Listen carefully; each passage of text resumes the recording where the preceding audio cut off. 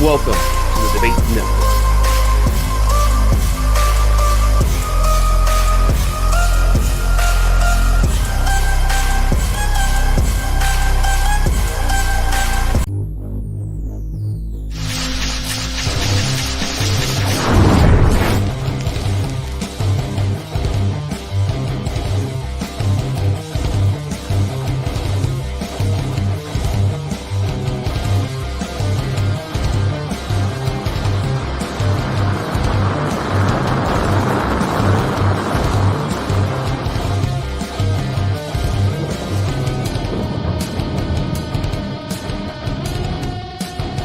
The following program is rated TV MAL. It contains strong language and is intended only for mature audiences. How's everybody's father feeling today? Go fuck yourself.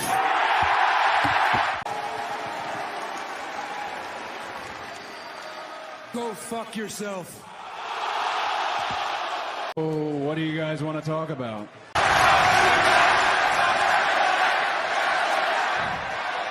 Let me talk to you. That is right, folks. Let's talk to you, baby. That is right. And welcome, everyone, to the Circle Debate, the Wrestling Delorean, Just in Time Pro Wrestling Podcast, episode 210. Till the better end. I don't want to cry because I might cry, but I'm going to hold it myself that I don't want to cry. Because it's not the end, all right? I'm saying that right now, but I'm going to save myself. But I'm not alone, folks. Of course, those TVs one obviously will bring me 5 minutes. My sangre, I bleed for all these men. I'll tell you that, folks. But I'm going to introduce, he's a two-time champ. He's holding that belt. He has that belt like hanging right next to him for a reason. It's a two-time, not only the Debate Network, but also the Game Breaker Sports Network champion.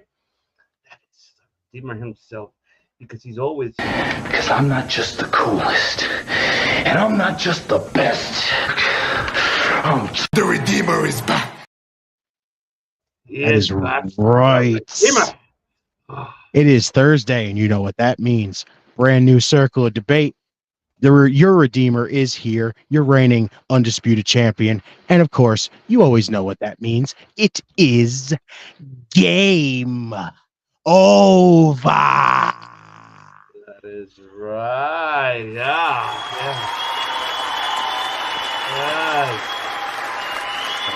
Two-time champ. No more title race for everybody. That's right. He's holding it. Acknowledge him. I acknowledge our two-time champion. The reigning, the defending, undisputed network Get that champion. Paul Heyman intro. I need to get that. Damn. Speaking of intro, we got the Mussolini And Kennedy. He's the fucking Pepsi. And PepsiCo Esquire, make sure you call him if you need any consultation fee. If you're stuck taking a shit, or if you're taking a long ass piss, or if your bus left you, or the train left you, and you're upset you're getting late to work, call this man. Just his $3.90 consultation fee. Call 1-900-Mussolini. Ain't that right, Justin? Oh, and you must always remember that Pepsi Phil and Pepsi are not responsible if you see my flavor at Pepsi that you do not like. Top Rope Wrestling Talk, Circle of Debate, and Wrestling Delorean are responsible for this ad. That is right. Call him today, but Pepsi Phil today. I can't do what I can't do that. He will fight for you. That's right. Pepsi Phil, what's happening, brother? What is happening? It has been a good week of wrestling, and I'm excited to share it with everybody, as well as my opinion. And finally, folks, this time he's finally back. It's wild. I miss this man. But he's been busy, of course. He's been busy taking care of Wrestling for you, all audio listeners on XM Radio, and of course on his YouTube channel as well. He's been busy. But his brother Nero, he is wonderful. I haven't played it. Dom played it. He played it. But ladies and gentlemen, I'm not alone. He is Mr. DeLorean himself. He's the one that takes you back in time, anywhere, everywhere. Hey, Doc, we better back up. We don't have enough road to get up to 88. Roads? Where we're going, we don't need roads.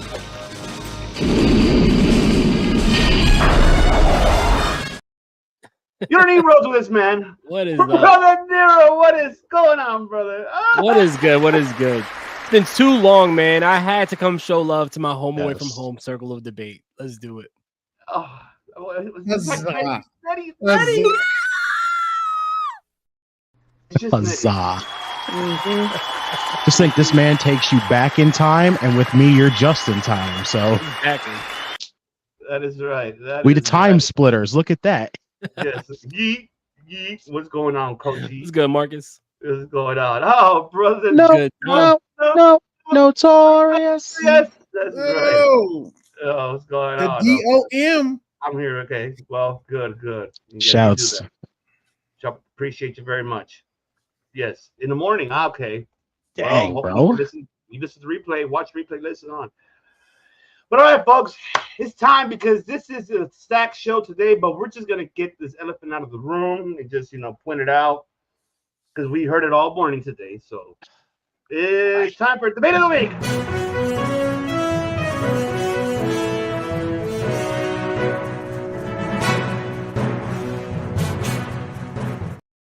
That's right. Looks like the Sean Ross Sapp. Keep in mind, folks, we're opinionators. We're professional wrestling analysts. We are not fucking piece of shit Seltzer, piece of shit Alvarez, Wade Keller, or Sean Ross Sapp, who reported it. That 5 of us that reported that Ricochet officially signed a multi-year deal with AEW. And I know that Tony Khan is excited. He got him signed. I know that, he's Let's all happy. fucking go. I know you are, Tony Khan. Congratulations. But I know I'm just going to get mine very quickly. And I know people are going to be like, why do you feel that way? I'm sorry. I just don't care. I'm sorry.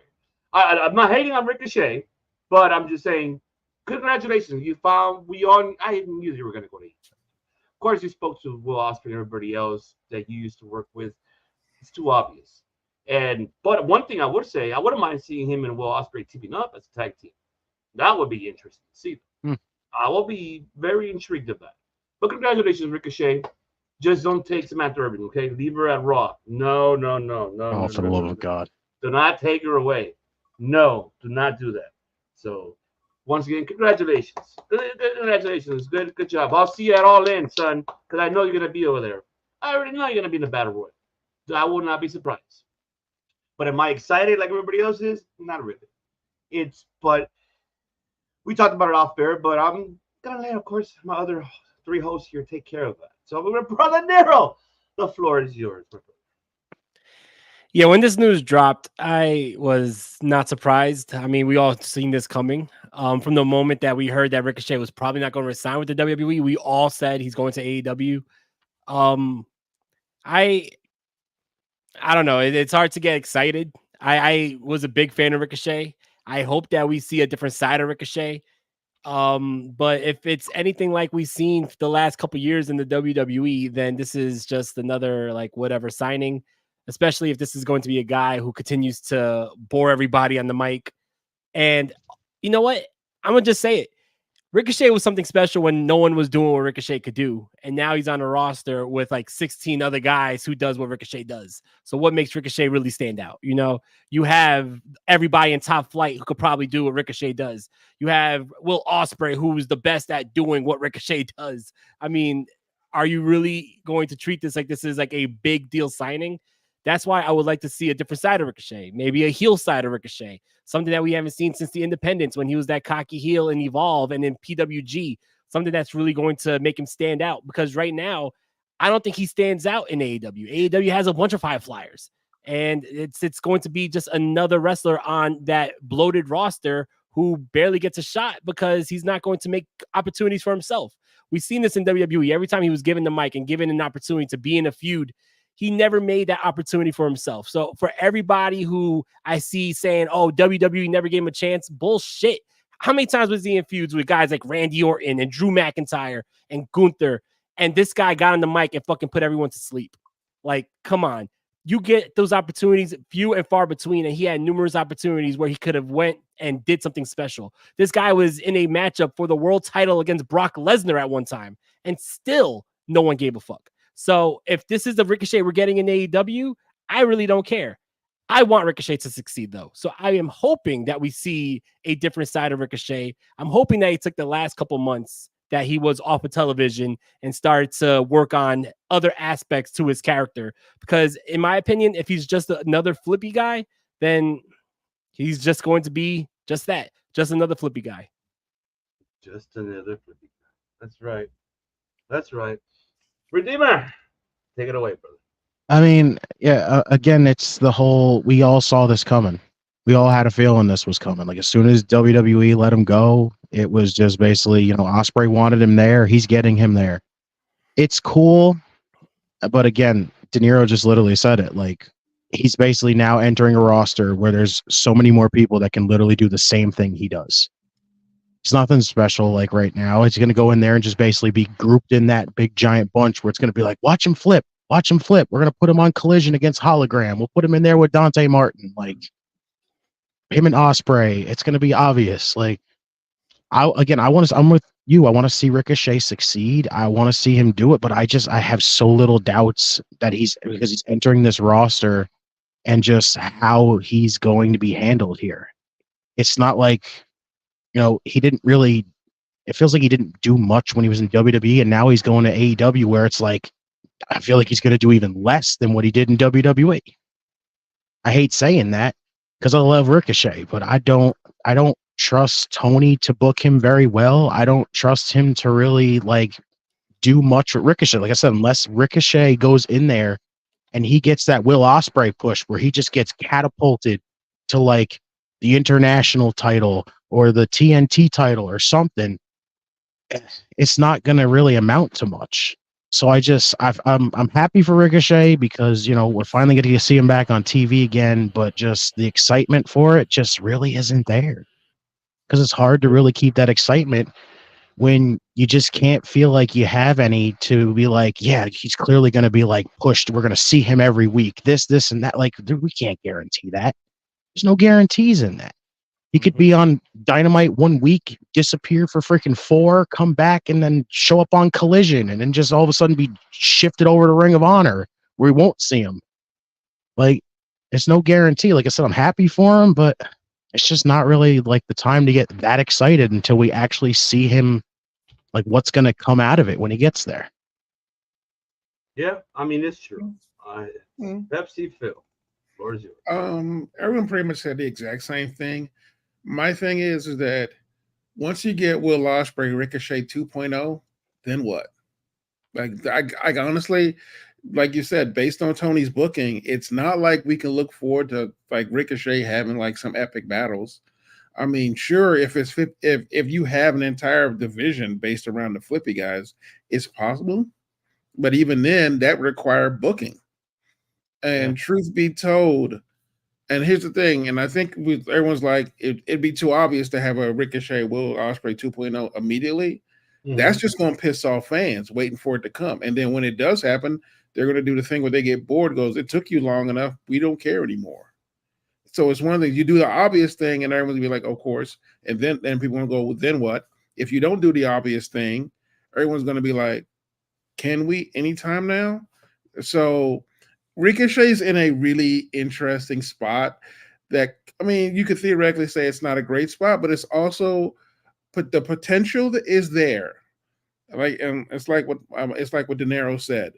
If he took some time, went back to his roots like he had in Evolve, try to come up with a character that's a little more compelling, maybe AEW is where he can redefine himself. I realize, listening, I'm not going to say it's not possible because we've seen guys do it already. We saw Mustafa Ali do it. We saw Dolph Ziggler was already there. He just wasn't given a shot. But we saw a bunch of folks who have left. Even Raj Jinder Mahal, formerly the rest of the what is his name? Is it Raj what? Raj Desi. Raj Desi, thank you. I couldn't remember the last part, but even Jinder Mahal right now has literally redefined himself on the independents. So as long as AEW doesn't try to do the same thing WWE did to him, I think he has a shot of being the greatness that we wanted. because I think he has the potential. It's just he can't do the same things he did in WWE. Yeah, great, you can do flips, but you really have to step the one weakness that you have. Because I always go back to Bret Hart, who said there are three things that make a superstar: athletic ability, which literally is what he already has, the ability to connect with the crowd, which he has, and mic skills. Mic skills are pretty much what really sells it. I think those are the three. I may be getting it wrong, but those are the three main things that make you a superstar. And if you can't do that, or if you miss one of those things, it's a hard time coming back. Matt Seidel's another flippy guy who honestly people don't care about. But and he was on the roster for what, 5 years, and we still have only seen him he's not even doing ROH that much. Although in his defense, I think he's also been dealing with injuries, and he's been doing a lot of backstage work. Yeah, he has been plagued with a lot of injuries, and he's been doing a lot of training in the background as well. So that's harsh criticism, but like I said, he has to be a different. Like honestly, if they brought back Prince Puma, I'd be real happy with that. That would be cool. I would like that. If they could bring back Prince Puma and have that character be the guy, that I think would be Ricochet's. Like we could, because truth be told, I am perfectly okay if we never hear the name Ricochet again and we go back to Prince Puma. I wouldn't mind that either. Yeah. I always thought Ricochet was a stupid name for a wrestler. Anyway. I ain't gonna lie. When I first started seeing Ricochet, I was like, that's a dumbass name. It kind of grew on me just because it grew on me too. Because he was athletic, and it was like, okay, I can see where you were going with this. It's not the greatest name, but we have heard worse. We have seen worse. True. We grew up with worse, frankly. I was watching an episode of WCW where Brutus Beefcake was the booty man. So no. Remember, we thought the Shockmaster was a terrible name, and then all of a sudden it was like, hold my beer. Yeah, exactly. Then it just the 90s has got a whole lot of worse. But no, like I said, honestly, I hope this is a new. Honestly, if he comes back, I want him to come back as Prince Puma. Obviously he can't use Ricochet because that's a WWE thing. I hope he brings. I think that's his name. I think it is. I think it's legally his. I think he could reactivate. He owns the name Ricochet. I would let that go. I would honestly let that name go. He actually, because and I apologize to interrupt you very quick. No, he does own that. That's his trademark. Okay, all right. Well, I mean, I guess I guess maybe he picked it. Maybe that's his name. Maybe that's the name he wants. All due respect. Can AEW get the rights to the name Prince Puma if that's they decide to go that route? Oh, that's a good question. Probably. I mean, Lucha Underground doesn't exist anymore. So I was gonna say, does anybody own the name? Well, I believe Lucha Underground's intellectual properties was bought by AAA, and right now AAA is not in the best working relationship with AEW. Yikes! You heard Conan? See, Conan. That's kind of a yikes. I mean, I guess you could call him Puma, but I mean, there was already a Puma, wasn't TJP Puma back in the day? Right? Yep. I think at one point, Yep. I mean, he could be King. I'm a nerd at this shit. Sorry, guys. He could be King Puma. I don't know, man. Yeah. I mean, like I said, honestly, Temple over here dropping this man's government name.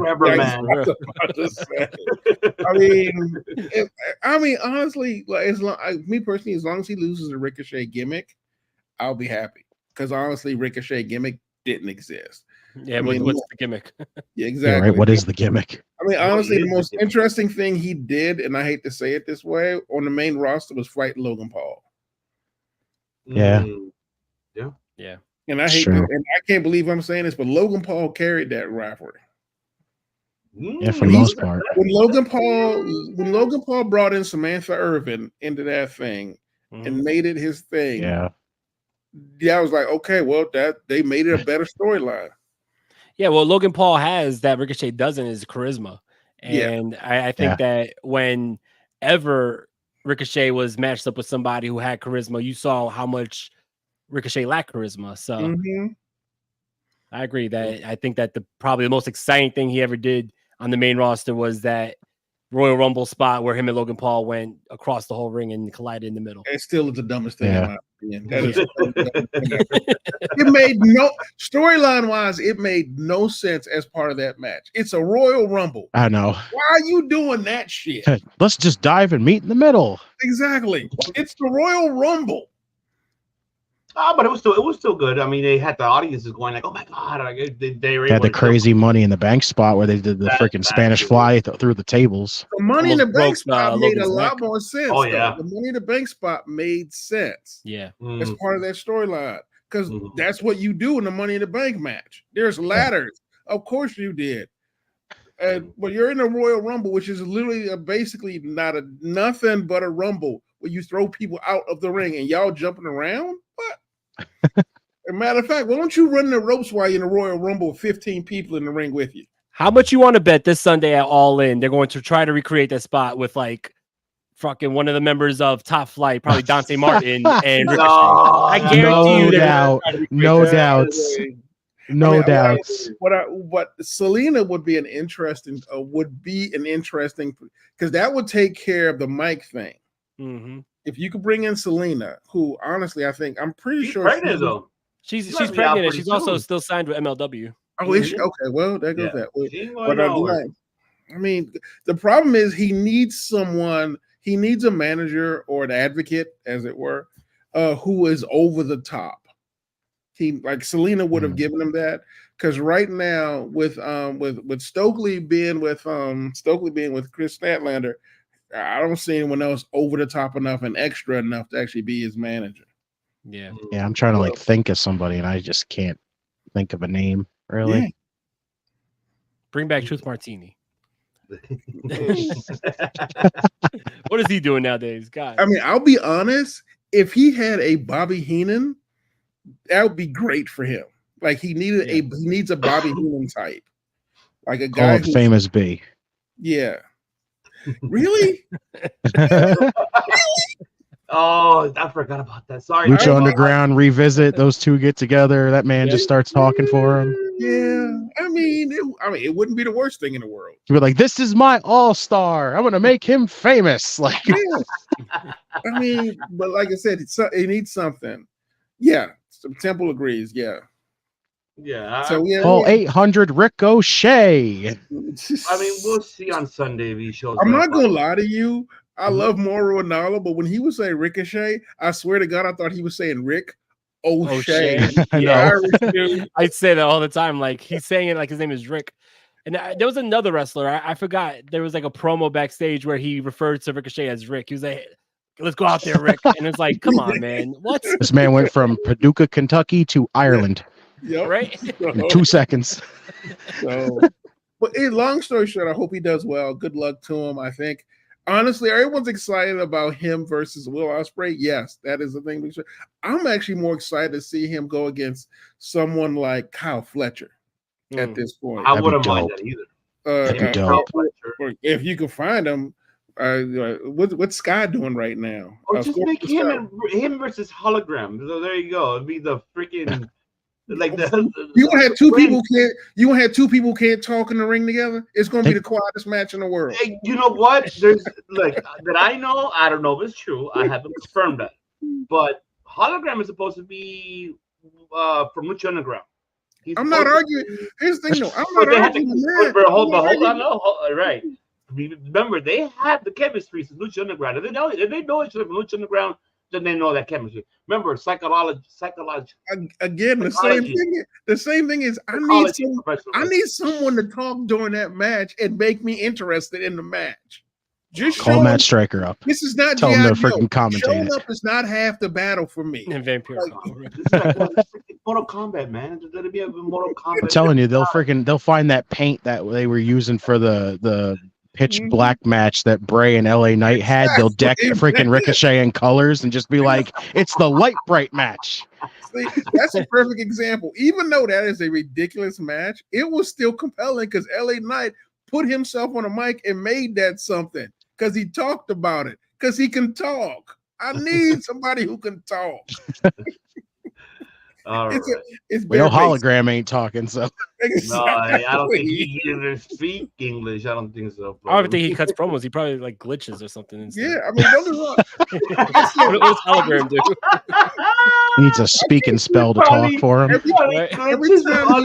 every time he shows up, I keep expecting to hear Jim and the Holograms music behind him. Right? Like Jim, being exciting. So, and again, it's not the fact that the man can't wrestle, because Lord knows the man can wrestle. Yeah. It's We're just gonna have to wait and see. it's just a stupid name.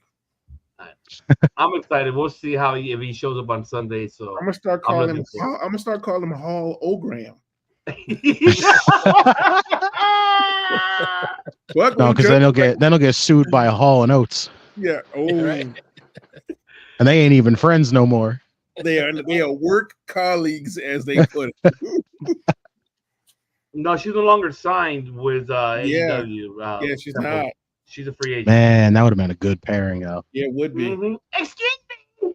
Like, oh god. Honestly, I never understood why they never put Zelina Vega with him. Mm. In I have no idea. That would because she did wonders for Andrade. Yeah. All right. Let's hit it, folks. It's that time. It's time! It's time! It's Vader! That's right. Dynamite that happened 24 hours ago, folks. Because we're heading into the final countdown. But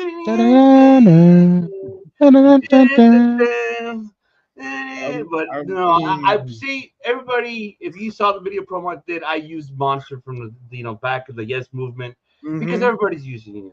If people are listening and watching, it's just a reason why. There's a reason for that because it's not the final countdown yet. It's the bitter end because this could be the end. We don't know yet. And plus the bitter end for other stuff. But okay, enough of that. But now we're back on Dynamite. What happened, of course, we had Saraya, losing, of course, to Tony Storm. But man, it was a good matchup. I mean, I'm not gonna deny it. It was a good matchup. Even with Claudio and Okada that was a great one right there. The one thing I would say that I can't wait to hear you guys' thoughts. Britt Baker literally.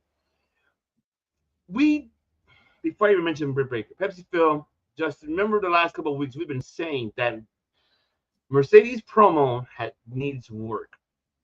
Yeah. Finally, it was some improvement that day yesterday. Yes, there was some improvement on that promo. It was markedly better. Yes, it was. Yes, it was. I was like, oh, okay, maybe she's listening to us. Okay. I gave that segment a B+, almost an A, except for it would be an A except for one thing. What the fuck was Camille there for? Come on, she was there so freaking she was there as the loophole for the no physicality rule. First of all, you take the air out of the rings when you say you can't have no physicality, and then you cheap shot Camille, who is the heavy, who basically is the tough guy, and you knock her out like that. Why is Camille there? To be the no physicality rule loophole. She's there to basically be like, hey, it's they can't touch. You can touch her though. Oh no, I get that point. The problem is Camille's not scary anymore. Oh, she's not. She's not. No one's scared of Camille. Like, you give her a match where she has a squash match between two women, like, because obviously, ostensibly to make her look terrifying. Ed, whatever. And honestly, and I will tell you right now, then you get a match where she gets cheap shotted and literally falls out of the ring trying to save Mercedes. Yep. Mercedes protected. However, I don't think Camille was. Yeah, it was. It was about. I mean, but honestly, but to your point, yes, Mercedes did a really good job on the mic. I enjoyed that. That was a good segment. Great job.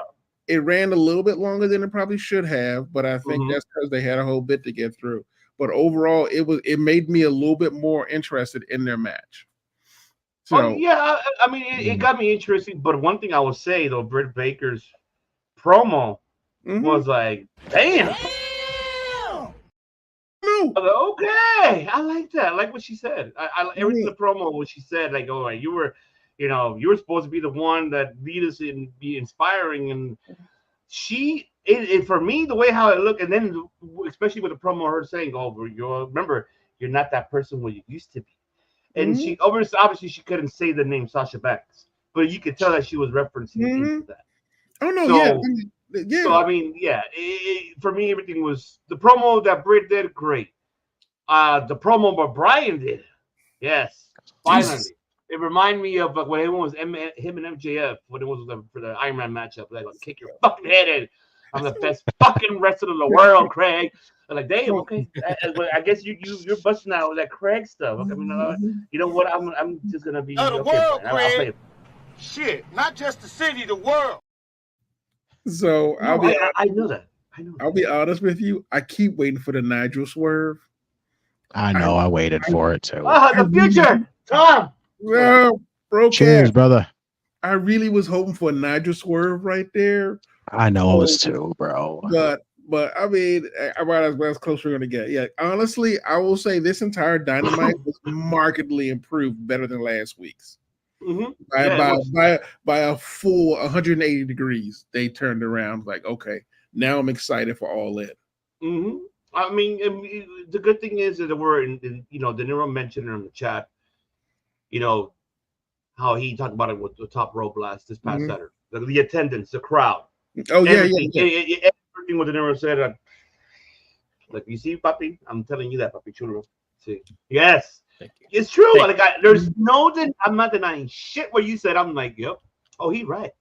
Exactly. At those smaller venues have a hotter atmosphere. Yes. And that atmosphere last night was hot the whole night. That crowd was going crazy. And I see a lot of people saying, it's just because they're overseas. I'm telling you, do Dynamite inside of the Hammerstein Ballroom or at the 2300 Arena, you're going to get probably the best Dynamite because that atmosphere is going to be crazy. Well, take it away, De Niro. If they just break down the whole Dynamite, brother. I thought Dynamite was great. I thought that the one thing that AEW I always thought was a little weak on was their go-home shows to get you hyped up for a pay-per-view. And this really got me hyped up for the pay-per-view. I got to say, like, I'm really excited for All In, especially after this episode. We got to see the main matches get showcased here. We got to see the last bit of, you know, pushing for the Bryan Danielson and Swerve match, which is going to be awesome. I'm very excited. I thought that a lot of the matches delivered. I still think that Claudio versus Okada should have been on the pay-per-view, but regardless, it was a very good matchup in front of a very hot crowd. Really liked the work between Will Ospreay and MJF. Thought that was great. As for the Mercedes Moné and Britt Baker segment, I think that it should have been the other way around. To make Camille look strong, I think it should have been Mercedes who says, I can't touch you, but she could touch you, and have Camille attack Britt instead of Britt attack Camille. Thank you. Because you bury Camille by having her be, you know, attacked and just taken out so easily when, like Phil said, that's supposed to be the heavy. That's supposed to be the muscle for Mercedes. But overall, I thought that was a great show. I enjoyed Tony versus Saraya. I know there's talk about Saraya's contract coming up soon. I hope she does resign. I just hope that she showcased a little more because she does have a lot more to prove and to show here in AEW. But her matchup with Tony was fun. Especially, I like the little nods to the World of Sports style that they did. We talked before we started and said that people are very, you know, sensitive and complaining that was too much of a, you know, like making a mockery. But if you don't know, then you're not going to understand. But that's the World of Sports style. That's Big Daddy and Haystacks. Yes. So, yeah, like, let's, you know, if you don't know, don't talk. But overall, I thought it was a great show. Bryan Danielson's promo at the end really got me hyped. Made me feel like the old American Dragon was back. And I said it on my show. I know we're going to do predictions, but I'm going to say it before we get into the predictions. Bryan Danielson's not going to win that title, but he's not retiring. I'm telling you right now, there's going to be something that happens. And I think it has to do with Nigel because there's no way you had Bryan Danielson retire before doing Nigel versus Bryan Danielson one last time. But that's my opinion. Overall, great episode of Dynamite, though. I'm going to hold my tears till we get into the prediction. I'll hold it, but Redeemer champ, 2-time, take it away, brother. Yeah, so honestly, like, I think this show was marginally better than the past few weeks. I will definitely say that. Like, to me, though, the beginning, that whole contract signing to me with Britt and Mercedes, it just, I don't know. It didn't really impress me. Like outside of Britt's whole line of "you were 1-4, I'm 1-1 thing," like I thought that was a fucking awesome line from her. But like, really, it just, I don't know. It just didn't. It wasn't clicking for me, just at all. Like it's still just not there for me. It just felt like they're trying to add some heat to this because it just kind of feels like it's just been kind of there still for most of the build for this, and then they're just like, "Here's the big old brawl." And that's about it. It's like, yeah, okay, fine. You got what you did. We'll see what happens on Sunday, basically. Then we followed up with Jericho. Like, I just didn't give a shit watching Jericho. Like you had Tommy Billington out there, and I thought that guy is fucking great. I'll say he is. To him, by the way, he is fucking great. But like you can clearly tell he was just out there because they're in the UK. Okay, there we go. It's all it was. Can we also acknowledge that it's possible Justin may just have a bias against young Jericho? Oh, fuck Jericho. That's just plain and fucking simple. I'll say it. Fuck Jericho at this point. When you see Jericho on your TV, do you chant, "Please retire from home"? Oh, I do. I do all the time. I literally sat there during a watch along going, "Shut the fuck up, Jericho." I do not feel as strongly about Mr. Jericho. Anyone listening, I do not have such strong feelings. He has his reasons, so I mean. I enjoyed Tony and Saraya. I did. It was very enjoyable. The Osprey MJF shit. I'm gonna tell you this straight off the bat. The first 80% of that promo, I felt like Osprey fucking dominated MJF the entire time. I was like blown away how much just MJF felt like. It almost felt like he was holding back until he got towards the end, and then he went freaking for the gut. And I was like, "Yep, there it is. That's the MJF right he there." He said the quiet part out loud. Yeah, I died when he said that. He's like, "It looks like he said the quiet part out loud." I'm like, "Ha, that's funny." Yeah, that whole thing of just they liked me until you got here, and I'm like, I fucking just whoa. Yeah. I loved it. That's MJF right there in a pit right there. Because yes. I'm gonna tell you right now, no one was interested in that. Thing's like, okay, fine, whatever. But the thing about it is MJF has become the perfect heel for Will Ospreay. Like being the obnoxious American. And Temple had a really good point that I actually kind of wish he could do it, but I don't want him to get any money. If MJF could come out to Real American as his thing at one time, I would die. Telling you, WCW's Hogan theme. American made. Exactly. There it is. Because the way he's playing up this like over the top, obnoxious American against Will Ospreay, who honestly is just showing up and being himself and living his life, is great. And the fact that like the little jabs start coming in, and then he shows like the little insecure dude he ends up becoming at the end. Like you want some villain, you want villain 101. That's it right there. The man is spot on every single time. Like I love how, like again, I like how he just felt like it was like, wow, Ospreay's gonna beat him in this promo. Like you didn't think that out of MJF. You know, this is the man that a lot of people go, that's the best man you'll ever see on the stick. And here's Ospreay holding his own and also doing better than him. And then he's just like, oh, okay, I'll take this right now and I'm gonna jam this motherfucker up your ass right now. Like it just was just a full switch. As soon as he switched that up and just said that whole line of just like they liked me before you even got here. Like that, damn. I was like, that's it. That's done. It's over. Can we give a shout out though to Tommy Billington for using the British Bulldogs theme song though? It's fantastic. Can we give a shout out for that? I followed Tommy Billington when I found out he was using the Dynamite Kid name, so I started following. The kid's really good. And honestly, the one thing I appreciate about Jericho is I don't want to say it's the biggest match Tommy's ever had, but on that stage, that is probably the biggest match he has had, and visually, that's the most visual match he could have. And truth be told, if it's going to be with anyone, I'd rather it be with Jericho, because as much as Justin may not care for Jericho, Jericho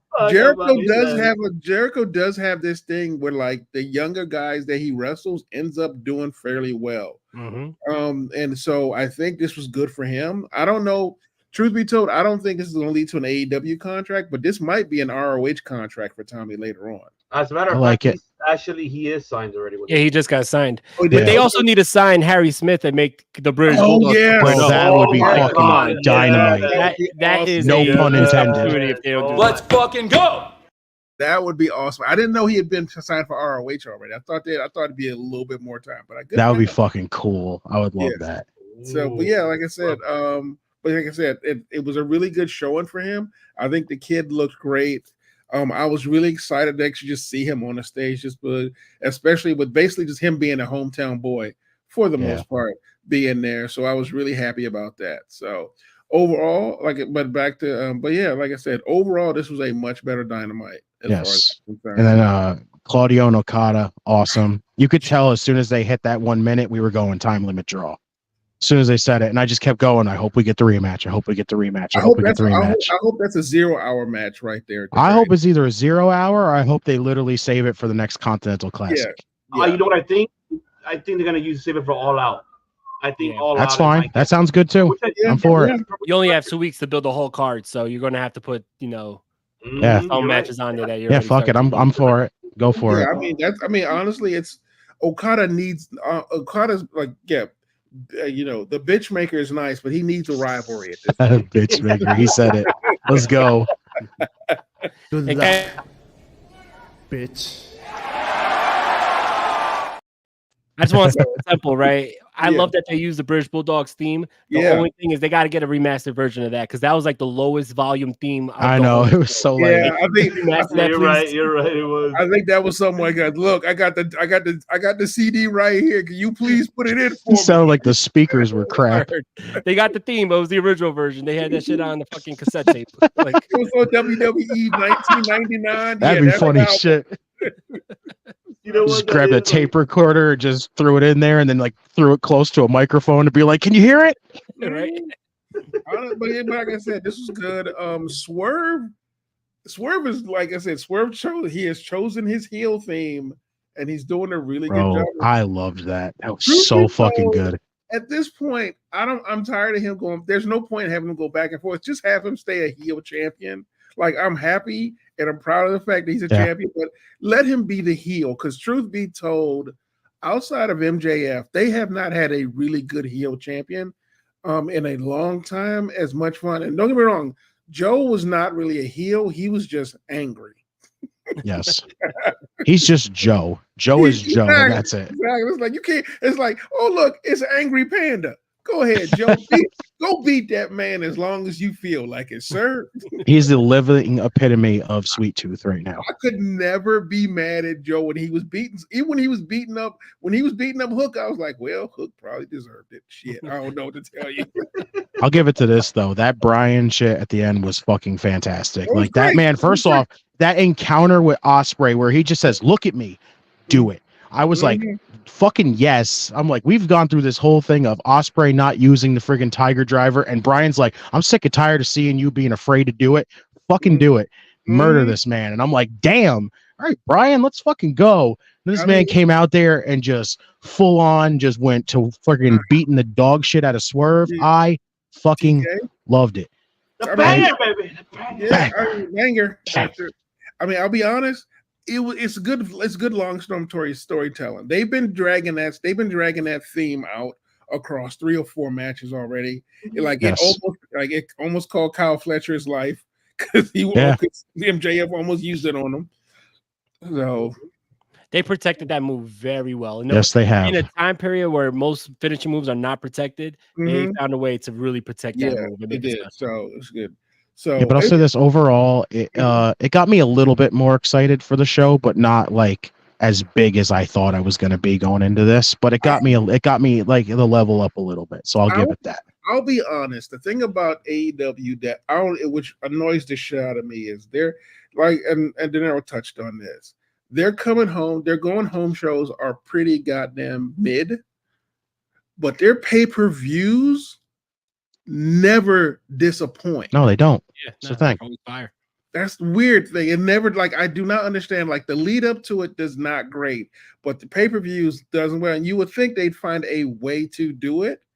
At least find a balance. Like all it is just an extension of the pay-per-view itself. So they should be able to make the connection there. But it always feels disconnected sometimes. Like I mean, obviously there's matches and 3-ways and all this other crap they've kind of do the fill-in stuff, but it just always feels disconnected until the night of the pay-per-view where it's like, Jesus, where all this come from? Yeah, but this definitely was an improvement over the past 2 weeks because the past 2 weeks has been a fucking dud, honestly. And then this one was like, we got to do something to make people feel a little bit more excitement, and at least they elevated the level a little bit. So the only thing I would also say on that is at least he's now testing the waters because tell me, all three of you, when is the last time you ever done a weekly show out of North America? This is the first time that I feel, and correct me if I'm wrong, that he actually did an international show. This is the first international Dynamite. Yeah. Right?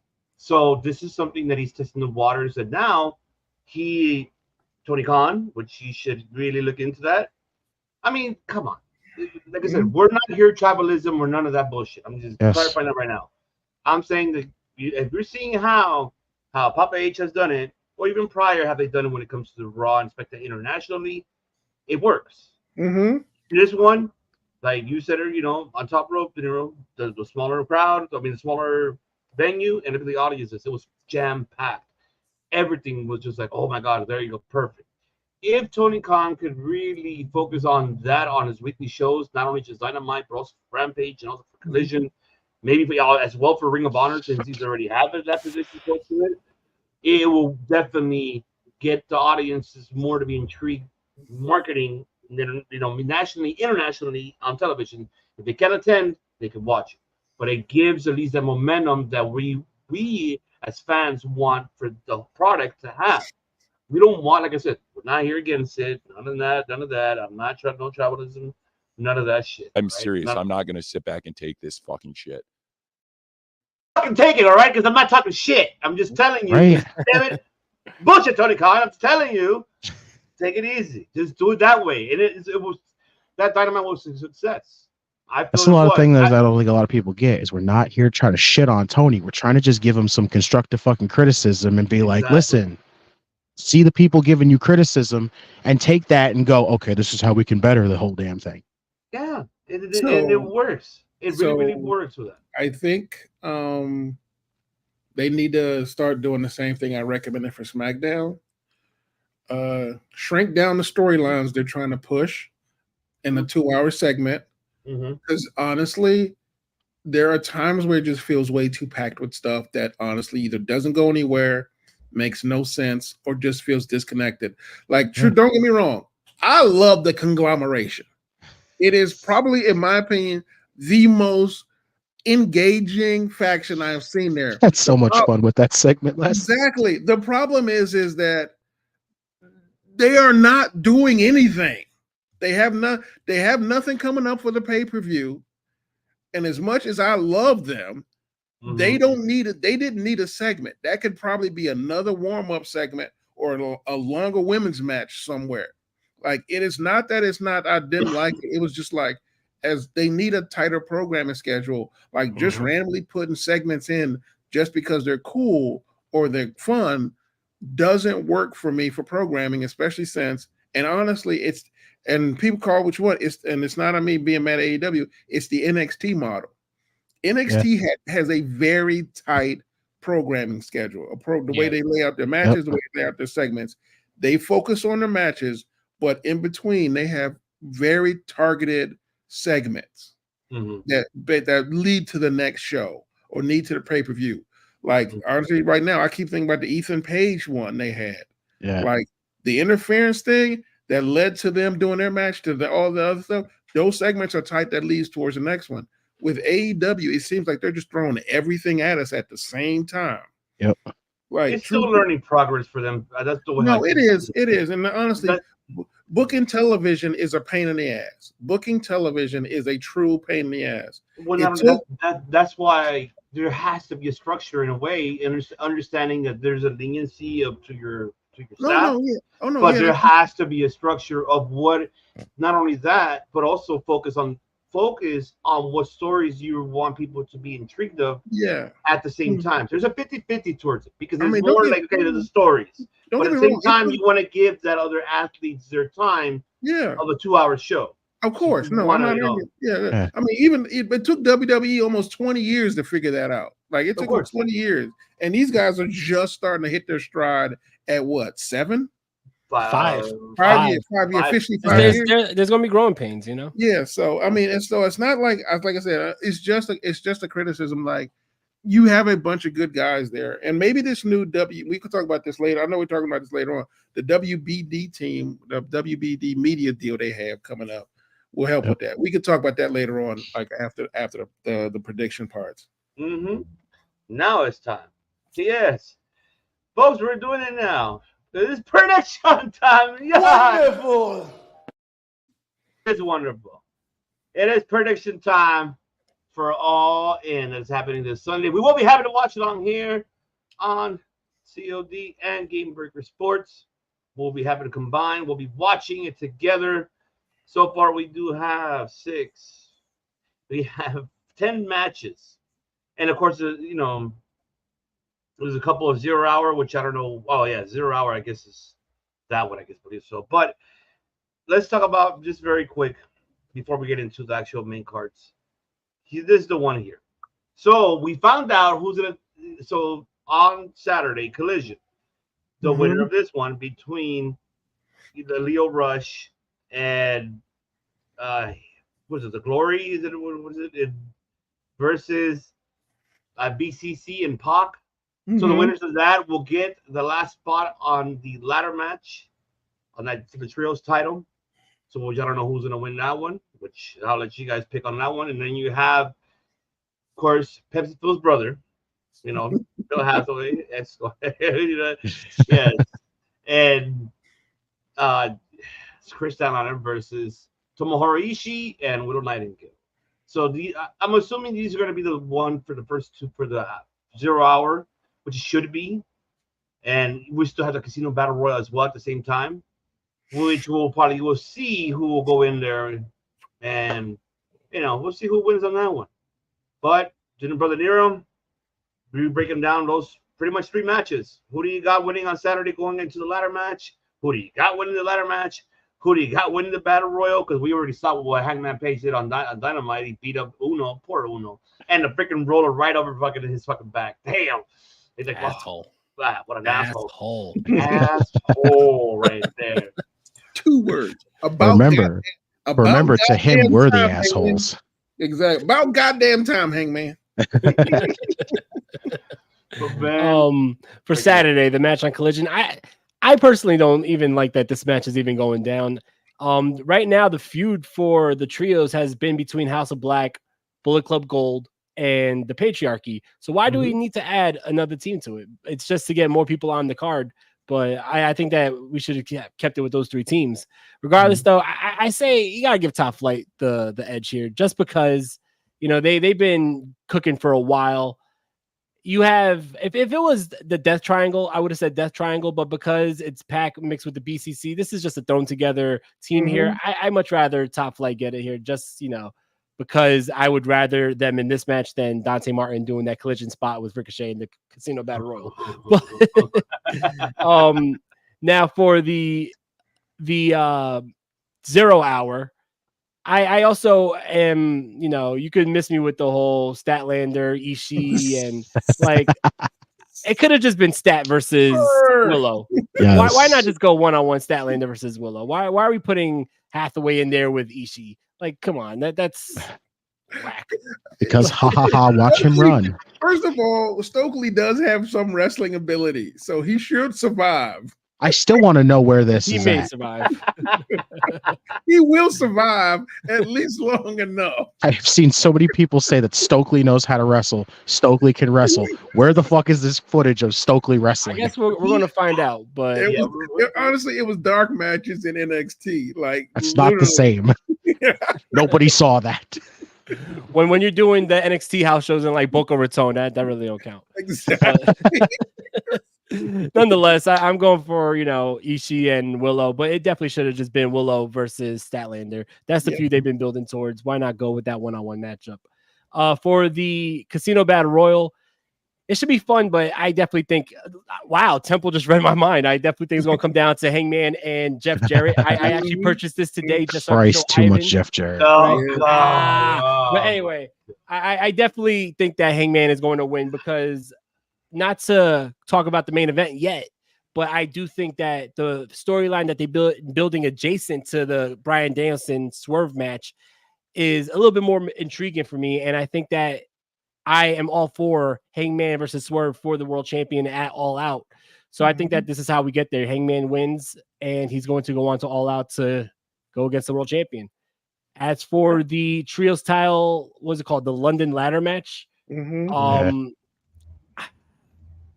I like the Patriarchy. I like the Bang Bang Gang, but I honestly will never go against the House of Black. I think that the House of Black needs to have a push and a prolonged push to really, and now we see Buddy signed. We know Malachi is signed for a while.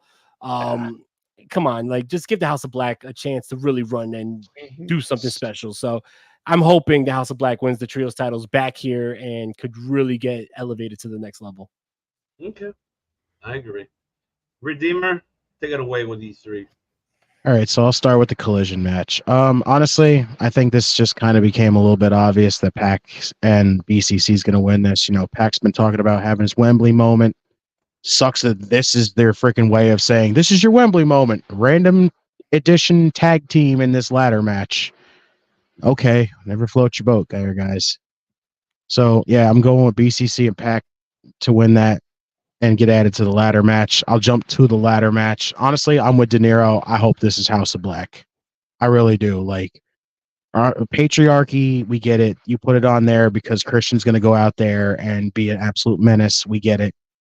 And other than that, Bang Bang Gang just had the titles, and that's how you basically got the titles off of them by just going, oh, we're going to strip you because, you're not the official holder of the titles, and just dumb in its own right. I don't see them putting them back on them. Maybe they will because, now we can officially say that now Juice won the titles with them, so now they can actually hold the titles. So that's the big question one. But honestly, I hope they just go House of Black. I don't really see them doing anything else with House of Black. Honestly, let them run the trios division right now. That's the one thing they've been doing. Give them the titles again. For the Stat and Stokely versus Willow and Ishii, so iffy on this whole thing. I don't like it. I think it's really weird how they're kind of not really putting a lot of focus on this Willow Stat feud, how they just kind of had her turn and then just kind of took all the interest in that whole thing and just put it to the side, and then they're just kind of putting bits and pieces in there and then putting it back on TV and then taking it off and putting it back on TV and taking it off. Kind of sucks. Honestly, I think Stokely and Stat win this one because if Stat's getting a CMLL women's title match since she beat Willow, I think you give her some momentum going into that. And I think her and Stokely win this here. That's your way of doing it. It sucks because that means Ishii's going to have to get an L there. But again, if you're really going to go through with the title match, you give somebody some kind of moment. You give Stat some momentum going into that and then have her win. So I'm cool with that. As for the Casino Gauntlet, I think they made it obvious when they had Hangman in there. And I think it just makes the most sense by having Hangman in there. It just does because he wants his shot at Swerve again. This is your way to get him to Swerve.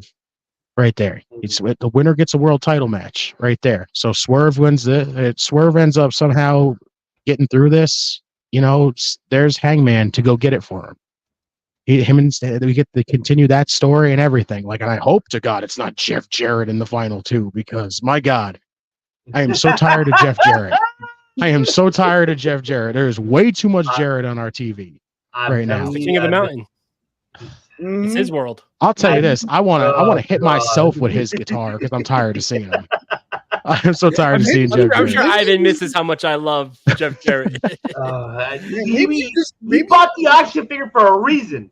Listen. Just tell me When it that. comes to Jeff Jarrett, right? I gotta say, like I'm not a big fan of him in ring, right? And I could care less if he's wrestling, but I always have the utmost respect for what this man did for the industry with creating TNA. And my favorite wrestler, AJ Styles, coming out of TNA. I agree with that. I gotta, respect Jeff Jarrett because it was really Jeff Jarrett who gave a lot of these younger guys the spot. There you go. See, I had the Jarrett figure, you had the AJ figure. Me and Justin are always on the same wavelength. Okay. Okay. All right, Pepsi Bill. So yeah, I think it will be. I think it will be Pac and the BCC at Wembley because he needs a moment, which honestly, like you said, should be his. I think it will be Hangman and Jeff Jarrett because they already built up the history on that one. I know, but and this is going to be me being harsh. Of that three, the only reason House of Black gets it is because they re-signed, and I feel like that's part of the deal. But truth be told, if I'm booking that, right now the patriarchy is the hottest they have ever been right now. Christian single-handedly has made a obscure idea go super viral all over the web. I think right now, taking the belt from him makes no sense. That storyline where he literally eliminated everybody as the guest referee to prevent someone from getting in there was genius as far as I'm concerned. I think if he keeps doing at this point in time, taking the belt off the patriarchy ruins the one thing because everybody knows heel champions are more fun and a better storyline for the good guy to chase than actually giving it to House of Black. Because honestly, as much as I love them, once they get it, it's just like three monsters right now. And who's going to check them? Who's going to check the House of Black once they win the belts? It's going to be the same thing they had with the Bludgeon Brothers. They were a great tag team, but they had no one to fight. And honestly, it was like you didn't want to see anybody against them because you knew what the outcome was. As much as I love House of Black, they are better without belts as a team that pretty much just scares everybody in the ring. And I hate saying it that way because truth be told, they should have been the first ones to win the trios title as far as I'm concerned. Like as soon as the titles were introduced, it should have went to the House of Black.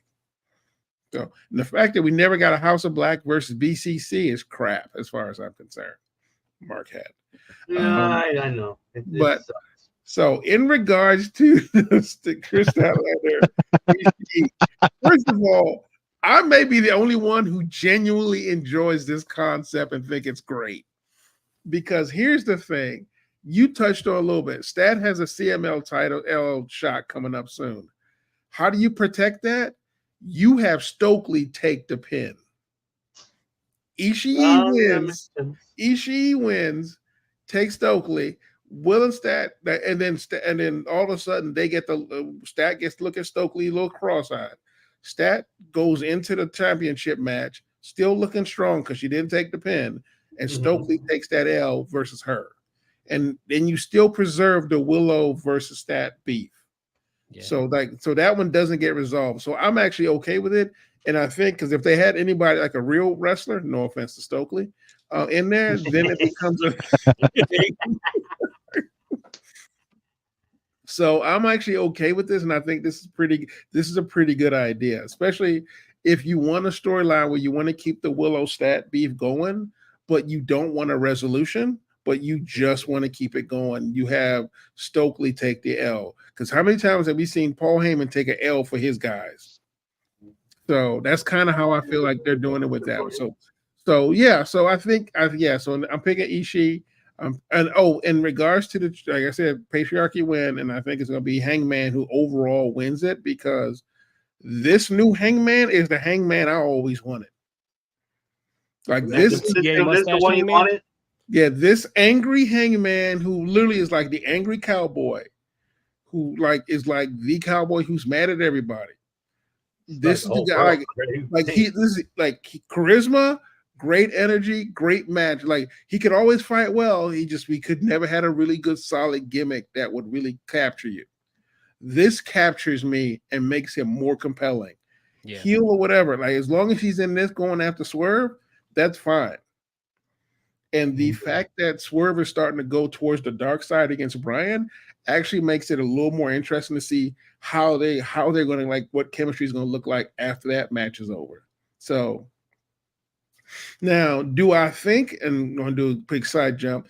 We haven't gotten to it. We haven't gotten to that prediction yet, but honestly, I think all of it comes to a head at all in London. Like I think everything kind of gets clear. I think everything gets laid out for the next two to All Out, and then honestly the next one after that. Because I think All In leads into sets up storylines for the next two pay-per-views if we do it right. I agree with that. Okay. Unfortunately, I'm going to have to go in like 3 minutes, so I don't know if I'm going to be able to give the rest of my predictions. But well, you could go ahead and do that now. So there you go. So I'll start you out. Oh God. Yes. Just like top rope. Okay. All right. Hook and Jericho. Who do you got to know? Hook. All right. Yep. You got the triple threat tag team match. The Young Bucks, FTR, and the Acclaim. What do you got? I'm going with FTR, but I really hope that after this, all the teams could just separate from each other and we'll have new, fresh tag teams in the tag team division because it has been hard to watch. Mm-hmm. Okay. You got the coffin match for the TNT Championship. What do you got? I got Darby Allin, and I hope that somebody gets set on fire. Very quick. Like I'm saying, he's on fire. Like, fuck, damn. It was That was good. All right. You got the TBS Championship, Mercedes Moné versus Britt Baker. I think Mercedes is going to win it. I'm not saying that's necessarily who I want to win it, but I think Mercedes is going to win it, though. Okay. You got the TBS Championship, which is Timeless Tony Storm and Mariah May. What do you got? I think Mariah's going to win it in her home country. I think it's going to be Mariah. So you got Mariah winning. Yeah. Okay. All right. You got, which I feel is going to be the co-main event. Will Ospreay challenging MJF for not the international. Okay. I guess just to clarify, it's not the international, but I'll tell you what it is. So I just gotta look for it. Wait, where the fuck is this shit? There it is. Fuck yeah! Coming again to save the motherfucking day, yeah! That's right. You got that. For that match, I think that's most likely going to be match of the night, in my opinion. I think it's a little too predictable that Will Ospreay wins. I think it's going to be MJF retaining and getting massive heat in the middle of Wembley as he beats their hometown hero. Damn. And then this way, MJF continues on as champion, a great heel champion, and Will Ospreay finds his way back to the world title spot. Mm-hmm. Okay. All right. Main event time. You got the AEW World Heavyweight Championship on the line. You have Bryan Danielson challenging Swerve Strickland. Could this be Bryan Danielson's last match? Or will he walk out as the AEW World Champion? He never won it. So could we see that? I don't think we see neither of that. I think that Bryan Danielson loses. I think that Swerve is going to win. We're going to get Swerve versus Hangman at All Out. But I think the way Bryan Danielson loses is what makes him go back on his word on retirement.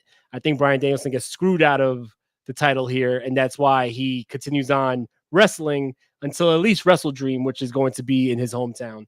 So that is what I think happens. Bryan Danielson loses, but he does not retire. He's got revenge on his mind, and that's why he continues his wrestling career. So you feel what's his name? Nigel? Yeah, you feel Nigel's gonna interfere in this one? I don't. I want him to. But I feel like the Nigel McGuinness thing might be something separate. One name who should be on this card because he's probably the heart and soul of AEW, in my opinion, and he's not on this card, is Jon Moxley. And I think that we're probably going to get Jon Moxley screwing Bryan Danielson out of it. Oh, and we get a Jesus. heel Mox versus Bryan Danielson. And then I think after Bryan Danielson deals with Moxley, he walks up to Nigel McGuinness and says, "My last match is against you," and then that's how we get Nigel versus Bryan one last time. I don't think we see Bryan Danielson versus Nigel as a full feud. I think it's just going to be a one-off matchup, but the feud that keeps Bryan in is Moxley, because you could have the whole storyline of Bryan Danielson supposed to be down with the BCC and he's making this all about him and his final goodbye. But, you know, we still got BCC business to take care of. So I'm going to make sure you stay in the business. No, I'm gonna cry because you're saying, what's Interesting. wrong with you? Why are you saying? Why are you leaving? Why can't you stay? Are you Duty calls. I know, but ladies and gentlemen, Brother Nero has to go. Thank you, sir. Thank you. Much love, De Niro. Thanks, brother. Congratulations. I'm Thank sorry you. if I'm exposing it. I shouldn't. Nah, say that. please go ahead. But yes, he is going to be a father coming up. So I Baby want number everybody to two. congratulate, man. He's going to be daddy again, son. I mean, brother number. He's son number 2. Thank so you. he's going to be a brother Nero. Yes, yes, yes. Oh, yes. Thank you. I appreciate that. You know you won't be seeing him for a while because he's going to be maternity leave. Yeah, he's pregnant. That's right. He's the Yes, one I'm that- pregnant. Yeah, because he's pregnant, not Angela, right? Only he is. Wonderful. Right. But I do want to say, though, for everyone you know who's listening, there will be new episodes of Wrestling DeLorean podcast every Monday, Wednesday, and Friday. I watched a bunch of old wrestling and classic shows the last couple weeks and recorded a bunch of reviews. I'll have them scheduled to be put out, and then within the next 2 to 3 weeks, I will be back with modern action. So you ain't going to miss any Wrestling DeLorean podcast. It's just going to be a whole lot of going back in time. That's right. Yes. Let's fucking go, baby. That is right. But brother, I know I appreciate you for taking the time. Thank you. I know, but one more time, that people know where they can find you besides on XM Radio and on your YouTube, but also on your social media platforms. You want to let people know? Yes, sir. Wrestling DeLorean podcast on Instagram, Wrestling DeLorean podcast on TikTok, W_DeLorean pod on X. The YouTube has been blowing up, so shout out to everybody who's been watching on YouTube. I really appreciate everybody, all the Wrestling DeLorean passengers, all the great debaters. Thank you so much. And yeah, I am live. I'm going to be live a lot more often, trust me, after I come back from this leave. But yeah, every Monday, Wednesday, and Friday, Wrestling DeLorean podcast on all audio platforms. So thank you so much for having me. I felt like I was home here at Circle Debate. So thank you so much. This is your home. What are you talking about? You're Yeah, the bro. logo, man. What are you talking about? You're home. You're the logo. No doubt. No That's doubt. why you got to come back here as well whenever you're ready to do live. Oh, 100%. This was a lot of fun, and you know I'll be back. Okay.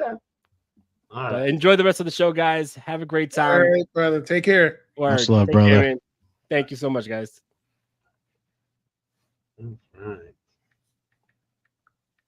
Okay. Now, let's see. All right. Now, we got the big 3. So there you go. I fixed it. See, this is what happened. I had to fix it. We got the big 3, folks. Now we're gonna do it. Of course, let's start off with the FTW Championship. So I'll start it off with your Redeemer. I know you don't give a shit about this match. I know you don't care. I really don't. You're just like this, Jericho. Suck a big old bag of donkey dicks. 1000% accurate. Like, I'm at the point where, again, not only just besides the fact that I'm just fed up and just tired of Jericho, it's the whole, like, are we ever going to get Hook to move on from this shit? Like, why are we not getting Hook into the international / American championship scene? Why is he not in the TNT title scene? Why is he not, challenging for something else? Why is it just, we got to stick him in the FTW title scene because his dad's title? The man is beyond needing to just keep sticking with this damn title. Move him on and have him do something else. Honestly, I think this is just, we're going full circle. Jericho took it off Hook. Hook's getting it back here. Like, I just want it to be over because I just want Jericho to move on and make us fucking suffer more with some more bullshit that he's going to give us. Yep. And just holding Hook down more. It's just stupid. I want to see that man move on to something bigger and not just constantly with this title that literally means fucking nothing. It's not recognized as a title. Like, I just don't get Love it. you too, brother. We love you too. Don't Yes, bro. Yeah, I'm over it. I just want Hook to just win the title, move on from Jericho, but then I want him to freaking find a way to get this title off of him and move on to something else. Okay. Love that. I'll go very quick before I pass the Pips, Phil. I'm with you. I feel this should be the end of it. And I want Jericho to win. Just how you mentioned about Hook. Because you're right. Everything when you said there's all on point. I don't know. You're saying you're wrong about that. Because shit, who's tired of this feud? Taz, I know you're gonna probably hear this, or which you probably will. I'm sorry, but that title doesn't mean shit. I'm sorry. I respect the ECW fans, and I do love ECW. Exactly. It's just that is no. There's just no really.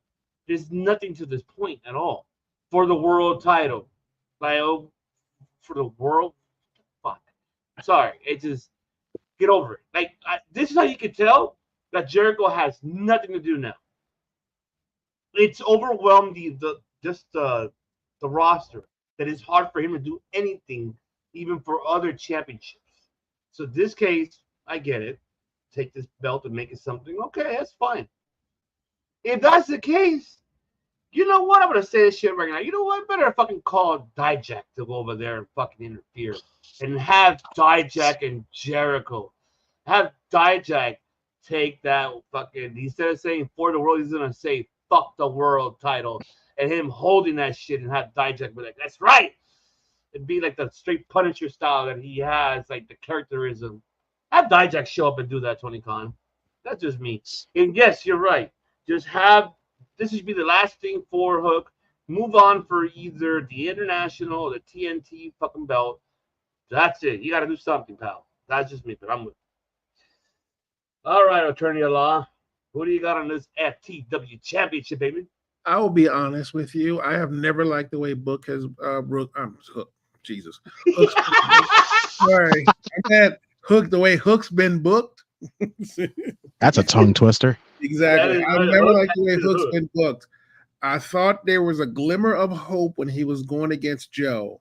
Mm-hmm. Then they immediately went from making this guy making him on his way to being a heavy a main event, not a main event, but definitely a mid card guy, and turned him into Joe's sidekick. Mm-hmm. He can wrestle, and honestly, I mean, I think his mic skills need some work, but I think he's pretty decent on the mic already. Yeah, no, and I guess, and honestly, this learning tree gimmick, I think drags Hook back to when he first started in AEW. Okay. I like, and I know what I just said about Jericho putting guys over. Hook is not a newbie who no one is not like Tom Billington, who's no one's seen on AEW TV before. Right. He's been around long enough. He had a crowd before he met Jericho. He didn't need any help being put over more. Like he was already over, and their booking showed it. Because like honestly, the run he had with Joe was pretty cool. Like that looked like he was going to do something. Like honestly, the match after Joe made me think he was going to be in line for a title, a TNT, a Continental, or something. And this back and forth with Jericho honestly makes no sense and feels like they're just holding him back because they want to make it look like he's doing stuff, but mostly it feels like he's just like in actuality he's just spinning his wheels. And no offense to the FTW title, but considering the fact that in its entire history since it's been in AEW, only 3 people have had the belt. All of them have been friends of Taz. Literally, yeah, that's a good point. If you're a friend of Taz, you get the belt. He gave it to his friend. He gave it to his friend. He gave it to Ricky Starks. He gave it to Hobbs.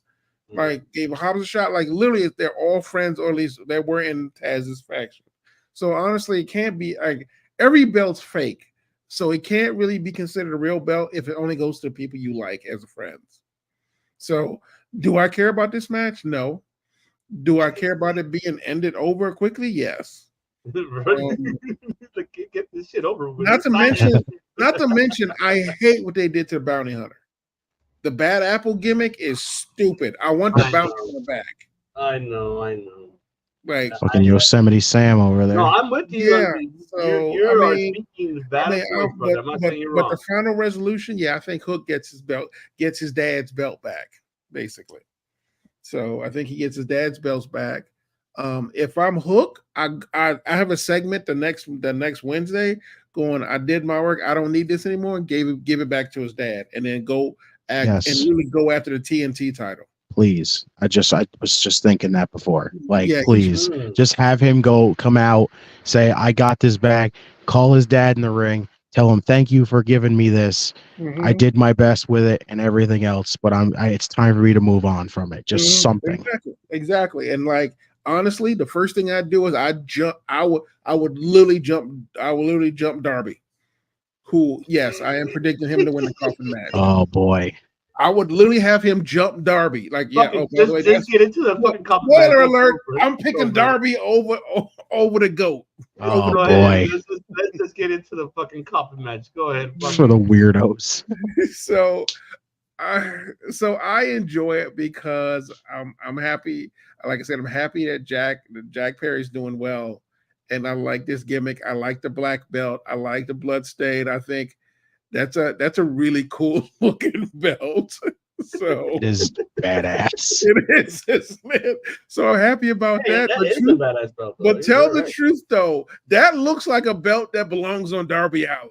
Like, swear to God. Yes. No, you're bro, you're fucking. That looks like a belt. Like, okay, I prepped this up. Darby's like, thanks for decorating my belt for me, bro. Right? Exactly, looks like Darby brought it to the Jackass crew, and they were like, let's see what we could do with this. Exactly. So I think, and honestly, I think Jack Perry right now could probably start going for like another mid-card title, like a little bit higher, like put him in the international scene.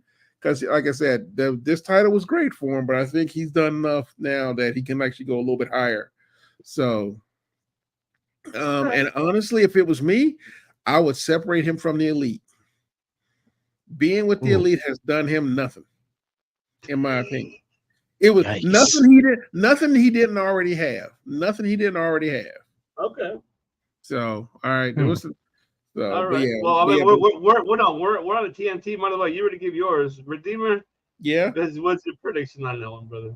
Honestly, I don't see any other outcome but Jack retaining here. Honestly. Really? I do. I think Jack just retains here because, like, what has he done with that title since winning it? Literally nothing. But I can't see them taking that title off him just now. I just can't. I think they're going to end up having him hold this longer, like, especially after they just gave him this custom title. There ain't no freaking way they're having him drop it right now.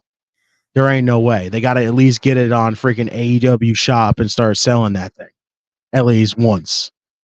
Like, I can't see them taking it off of him. Like, it's clearly going to be this whole. I've been saying this the whole time. I think they're going to end up putting Darby in the coffin. Jack's going to light it on fire, and Darby's going to be off TV. And then by Wrestle Dream, or by Grand Slam, when he comes back, they're going to be like, how did Darby survive getting lit on fire? Like, it's going to be like one of those kind of situations. And that's really just like, that's all I can really see happening. We go, I'm telling you, I think these two would have had a better match if they had a fucking Inferno match, because there's basically been who can light who on fire at this freaking point. But casket match, coffin match, at this point, I'm telling you, it's going to end with somebody getting lit on, with the coffin getting lit on fire. Darby's going to get written off TV for a month or so, come back at Grand Slam, and everyone's going to be like, oh my God, he lived. And I don't know who's taking it off Jack just yet, but it's coming. It's coming eventually, but I don't see him losing it now. Shout out to Miss Temple. What says Darby isn't winning the TNT. If that's the case, he's going to Grand Slam as champion against the AEW. Whoa, I like that. That's true. That is true, Mister. I mean, for me, this is can I say it could be the match of the night? Maybe so. Possibly. Kayla, hi Kayla! I don't know if this could be the match of the night. It possibly could be, but we got two of the pillars going at it with each other for this mid card title, which is fine. I love it. I hope they're able to deliver in this casket match. I hope they go back and watch tapes. Really go back, watch tapes, and really go into your own style. Mix it with the ladder match. Mix it with the Razor Ramon and Shawn Michaels. Mix it with Shawn Michaels and Undertaker. Mix it with with just any casket match you see. Even shit. Go back to Kamala Taker. We could go Yokozuna and Taker. I'm going old school here because if I was that wrestler, like here, watch these tapes, pal. Get an idea of what you kind of want to do, and steal the show. Besides the other matches that we have here, but I feel that this one.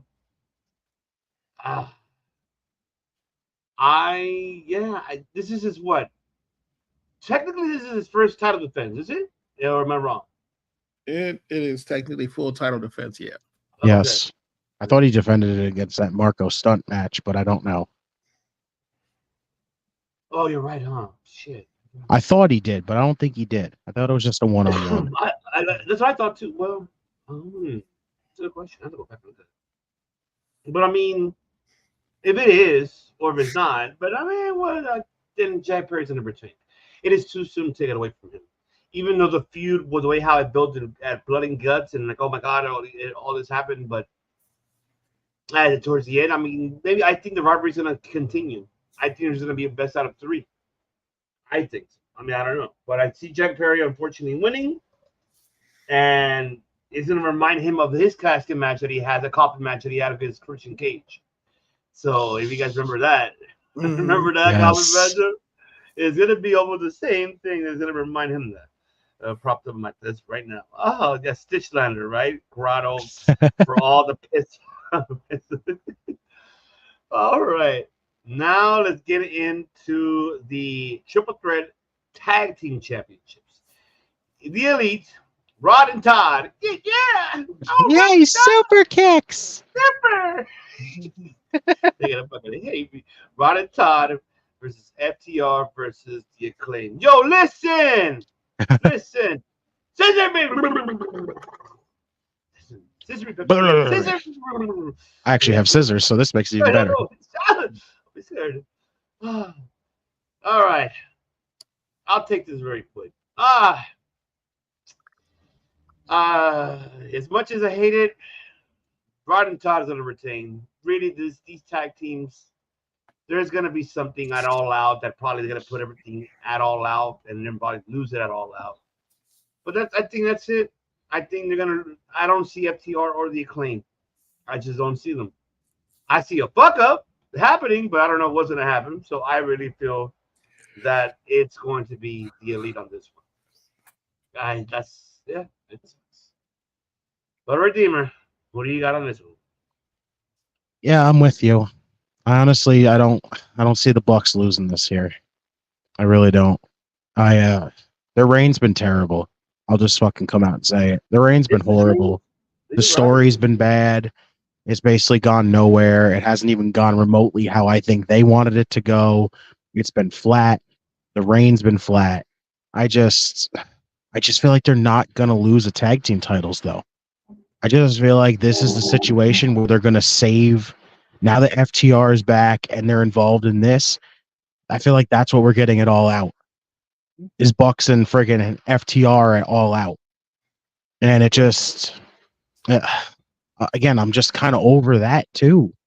Because I get it. Again, I've said it so many times. FTR and the Young Bucks put on friggin' phenomenal matches. But how many times can you go back to the same well before everybody starts going, all right, do we have anything else? Because it's the same fucking thing over and over and over. It's always the whole, if the Bucks win the tag team titles, they defended against everybody, beat everybody, and the next thing you know, they're facing FTR. Then FTR possibly wins the tag team titles, and they go out there and beat everybody, and then they always circle back to the Young Bucks. Then the Bucks beat them, and it's the whole circle all over again. Mm-hmm. It's like no other teams exist. No other teams are supposed to win the tag team titles except for the Bucks and FTR until they're basically both at freaking Dudley levels where they're holding 46 tag team titles. It's just unreal how it just feels like that's just Tony's two favorite teams. That's his favorite go-to freaking situation. It's tiring. It's tiring to watch the same damn freaking matches, no matter how phenomenal of matches they put on. Yep. It's just like, give us something different. And I just feel like we're not going to move on from that. Like, this is the whole situation to go, okay, we got the Acclaimed in there. They've been wanting a tag team title match. They got fucked out of it twice. I don't think they're going to win it here, though. I just can't see the Bucks dropping the tag team titles here. And we're just going to go full circle all over again at All Out. Yeah, no, I'm with you. It's unfortunate, but I agree with you. All right. Attorney of Law, what do you got for us, baby? I'm picking the Bucks as well because there ain't no tag division. That's the best way to sum it up. There is no tag division. There's nothing. FTR comes off of vacation. They were on a heat. It's not a vacation. They were on heat. They were healing up because they're from injuries because they've been wrestling so long. So they technically are off of quote unquote medical leave, as far as I'm concerned. I mean, it's not that extreme as it sounds, but they were taking some well-rested mental and physical health breaks. Yeah. But outside of them and the Acclaimed, name another tag team. Yeah, you got Private Party. Yeah, you got whoever the hell else is left on there. But honestly, there is no tag division anymore. It makes no sense to take the tag off of them, because if the Acclaim lose, who are they going to fight? Private Party? No one's going to care about that match. It'll be nice to see. I mean, we're going to see Dante Martin and his brother. I mean, it'd be good to see. It'll be good. I mean, it'll be fun to see it, but it won't really amount to anything. As long as it's not another ladder match, we're good.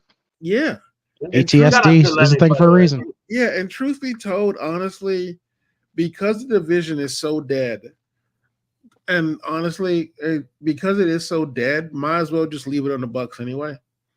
Because at the very least, the tag belts are somewhere. So, and this leads into what Justin said. The Redeemer's right. Might as well leave it on the Bucks, because at the very least, the tag belts are still there. There's no division. Since they're literally being like, we're the EVPs, no one gets a shot at it. It justifies them not having a tag division. Like at that point, you're spending more time being pissed at the Bucks, not giving anyone a shot, and less time thinking about who they're going to give a shot to. Who in the division they have. Like I said, you can't have FTR do it. You can't be the Acclaimed. Honestly, should win those belts, because right now they are the hottest tag team of the 3 tag teams that exist in AEW. Yep.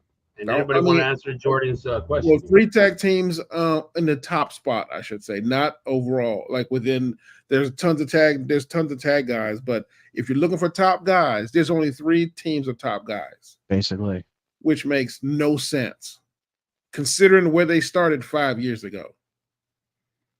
Whoever wants to answer Jordan's question? Oh, that's the thing. I don't know.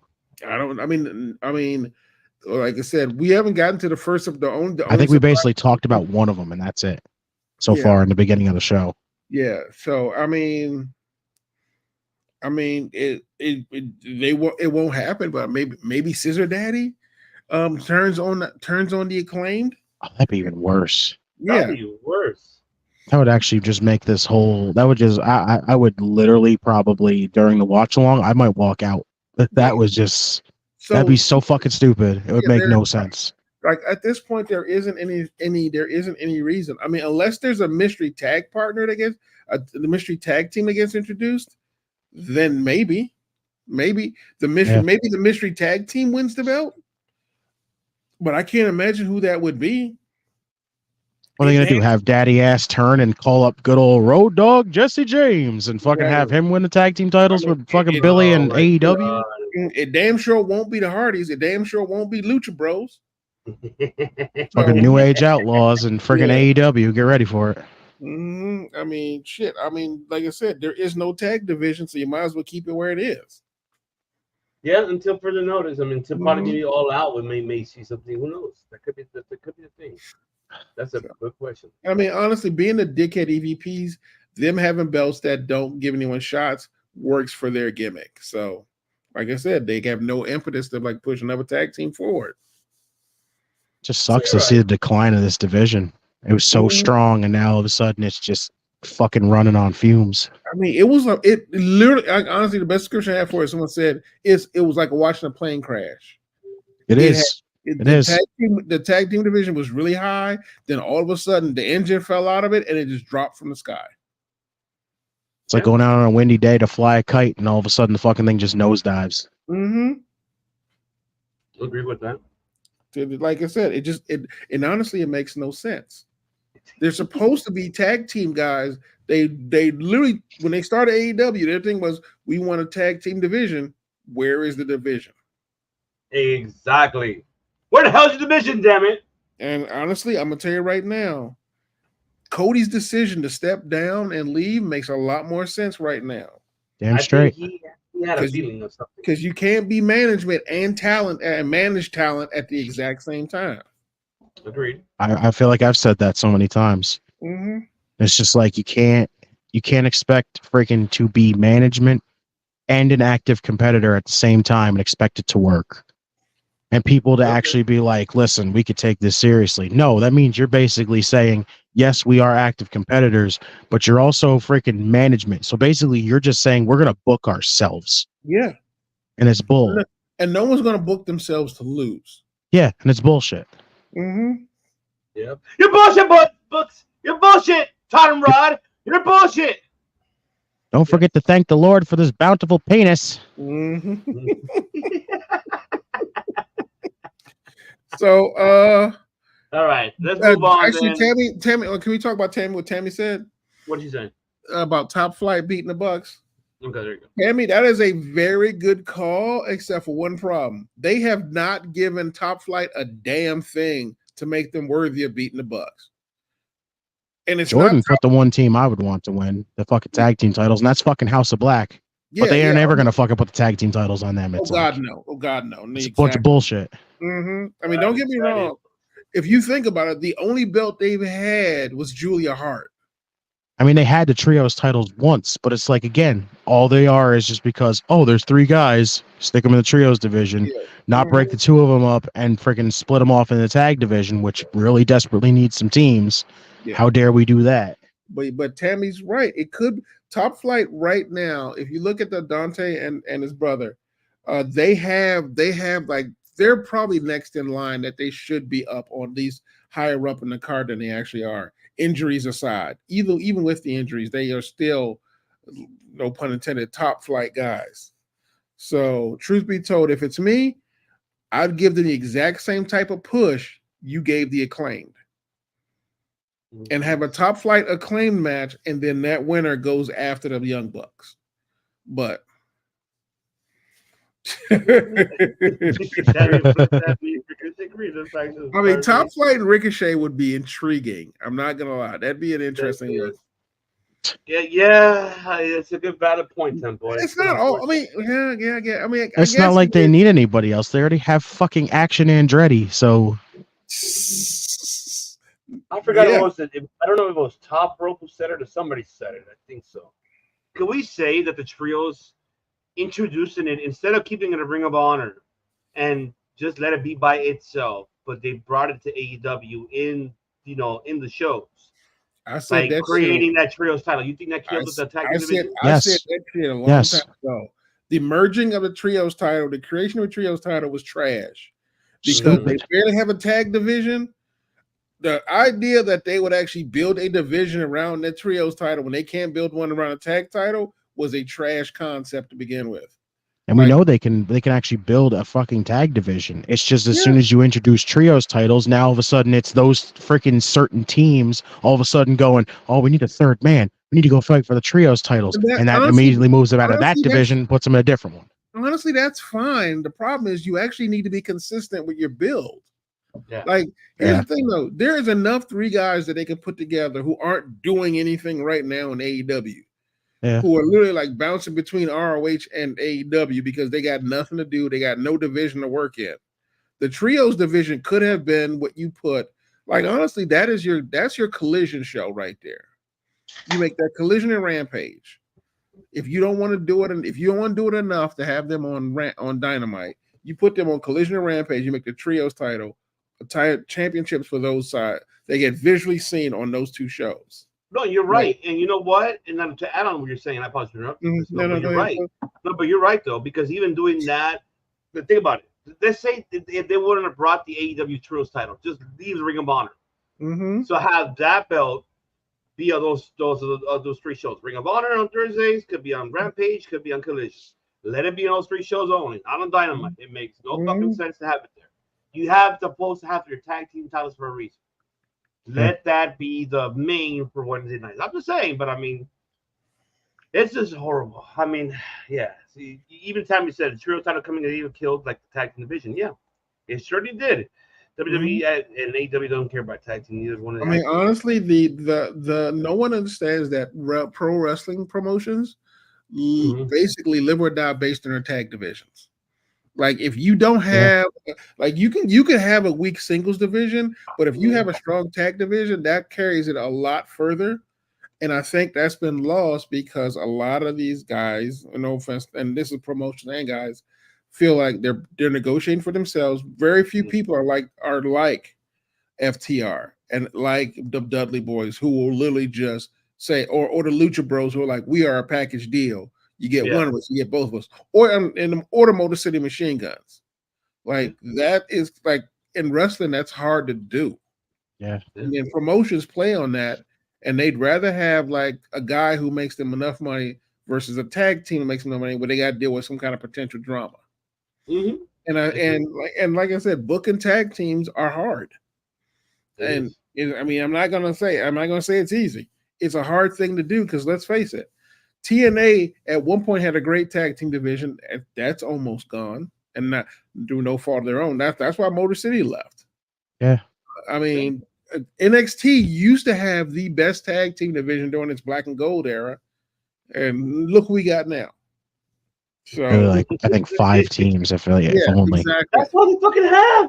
Yeah, and we already talked about AEW. So in the long run, if you a promotion with a great tag team, you can build individual talent. Like, I mean, the thing that also gets me is that, and fans do this a lot. Like, if you have a tag team and you have one guy in a tag team who's really great, they immediately go, "Why is he in a tag team? He should be by himself." Like, I think of the Street Profits. How many times they've been telling you Montez Ford to go on his own? Yeah. I mean, no offense to, like, I mean, I love Dawkins, and I think they're a great tag team. And I think he could probably be good solo by himself, but I think together they're great. I mean, they did it to the Dudley Boys, and we saw how that turned out. Devon got Jesus, and Bubba just became a meme. And Bubba was hitting on Trish Stratus. Exactly. Respectfully. And they ended up getting back together because it was terrible booking for both of them individually. Although granted, Bubba's running TNA as a singles guy was fucking amazing. All right. So that argument kind of gets shot down. Just Aces Nates. Exactly. Yep. All right. TBS Championship. Man. CEO.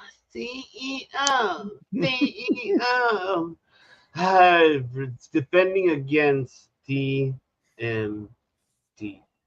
That's right. That's right. I was over this very quick on this.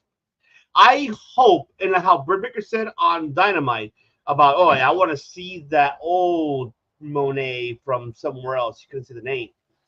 That matchup. I hope we do. And I know that Jordan mentioned on the chat. Shout out to Jordan once again. Yes, let's see. Got them debate on mine. Yeah, we'll debate on yours, Jordan. You're saying about if we see Jamie Hayter showing up, she will show up here on this one. I'm calling. I've been saying it. I said it. I said Jamie Hayter's going to show up. It's going to be, of course, Mercedes going to win this one. Yeah, I hope this match delivers. I hope it does.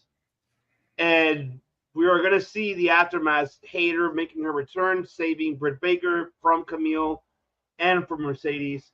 And we might get a tag match at All Out. You got Britt Baker and Tamia and Britt Baker and Jamie Hayter versus Camille Brickhouse and Mercedes Moné. I wouldn't mind seeing that, and also seeing Hayter get back in action again, and then facing off against Camille in a singles matchup down the line. I wouldn't mind that. I think they'll deliver. So I can see that.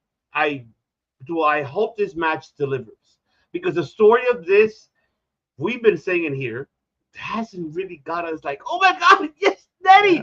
No Nettie here on this bullshit. It just got us like, yeah, all right. Could you hurry up?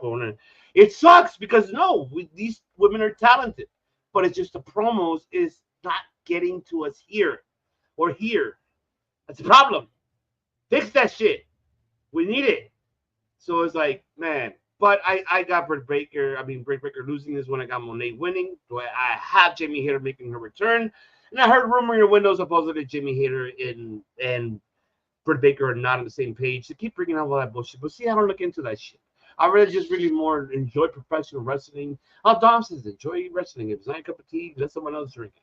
I'd rather fucking enjoy it and see it, and hopefully this match delivers. I hope it does, because this fucking build better fucking do something towards this shit.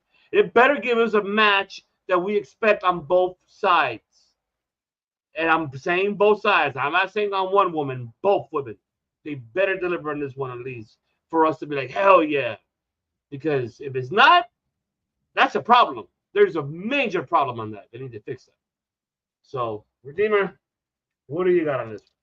I mean, you know me. I've just, from the start, as soon as Britt came back, I had just very, very low expectations with this freaking feud. And honestly, I don't think they've done enough, especially to pique my interest. It's not there. I don't think the promos ain't working. The fact that most of this was spent with Mercedes trying to freaking, bring the heat for it, because that whole Britt being suspended nonsense, which ended up being as fucking big a bullshit as we ever thought it was going to be. Just didn't work. None of it. The build did not work. Nothing really clicked for this entire thing. And again, I hope it delivers too. I agree with you. I hope it does deliver, because honestly, if I still just cannot escape the feeling that I have a feeling there's going to be something bad coming out of this. There's going to be a lot of bullshit coming out of this, and I don't like it. I'm not looking forward. That's why I'm going into this with so little expectations, because I'm just feeling like there's going to be bullshit afoot right after this. Something's going to go down, and it's going to be Brawl in 2 all over again. Yes, at this point. It's just, yes, it is the low point right now. I agree with that. It's just, I agree with it. I do agree, though. I think Mercedes is retaining here. I don't see Britt winning it. I just see Mercedes winning this right now. Honestly, and again, I do see Jamie Hayter coming back after. I think this is going to come down to a Britt getting beat down by Camille Mercedes kind of situation. Jamie comes back. We get the tag team match. Eventually, get Camille and Jamie one-on-one. It's going to be interesting with her involved in it, but I just don't think it's going to fully bring that interest there. Everyone's going to be happy that Jamie's back. But does it really, just adding one piece, really going to turn the whole thing around to where everyone's going to be like, man, I can't wait to see this. Can't wait to see this. I don't see it happening that way. I just don't see it going down that way. I think it's going to take more than just Jamie coming back to really make everybody want to get on board with this. It's just not working. And I hope that nothing bad comes out of this in the end. So, but I do see Mercedes retaining here. Let me ask you this. How would you book it then, if that's the case? Let's say Jamie Hayter does come back, right? How would you book the Jamie Hayter in this situation to get it more intrigued in this pretty much feud? Would you move Britt out of the way and have Hayter? I never got my rematch. I need to get my rematch, but that's for the main championship. But Yeah, so yeah, that's the part that makes it difficult. Is I just can't see them.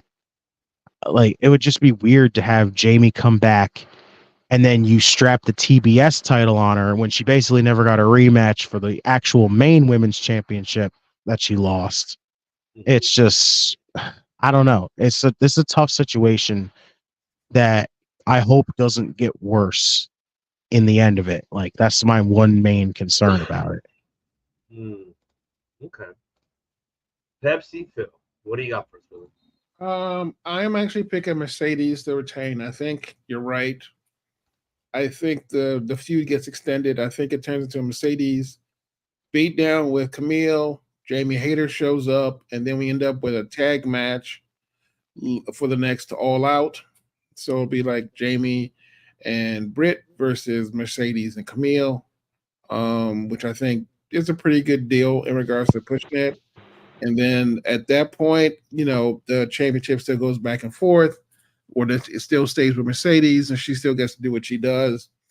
Right now, it doesn't make any sense to take the belt off of her. It just Britt right now doesn't need a TNT title, and her job pretty much was just to build up the champion. Like I said, Britt's like, for lack of a better word, the Undertaker there. Like, her job is to pretty much but the idea of her pretty much like when you put anyone against a match, you put a woman against Britt Baker, that belt automatic, whatever match it's in, it's the most important match at the time. It's finally on the same level as the world championship itself. So Mercedes is keeping it. I think Jamie Hayter comes in and we end up with a tag match for All Out. Yes. For women, yes, it is the IC title for women, but at the same time, it's supposed to be like a separate one. Truth be told, the TBS title is basically just a TV title. I mean, honestly. Yeah, so, you're right. No, you're right. You're absolutely right. So I think the problem is that the build for this has been lackluster. To Justin's point, it has been lackluster. Yes. Even Britt, who's been doing her best to do it, it's not enough to keep it going, and it's not. I can't blame her though. I really can't, honestly. Who, Mercedes?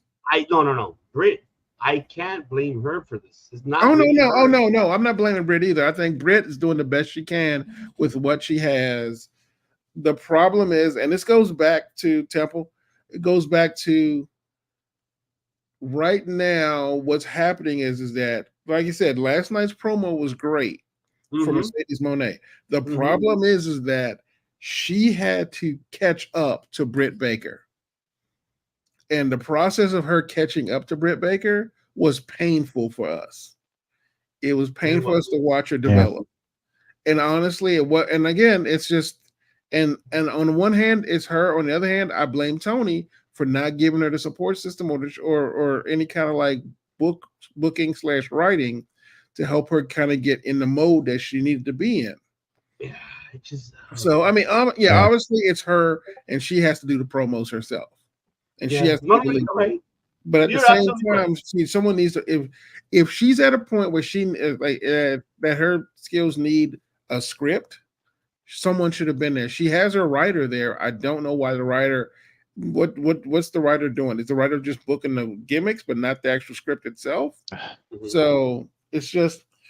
Yeah, like I said, I'm glad that she had a great promo. I'm glad like she did her best. But the problem was waiting for her to kind of get to this point.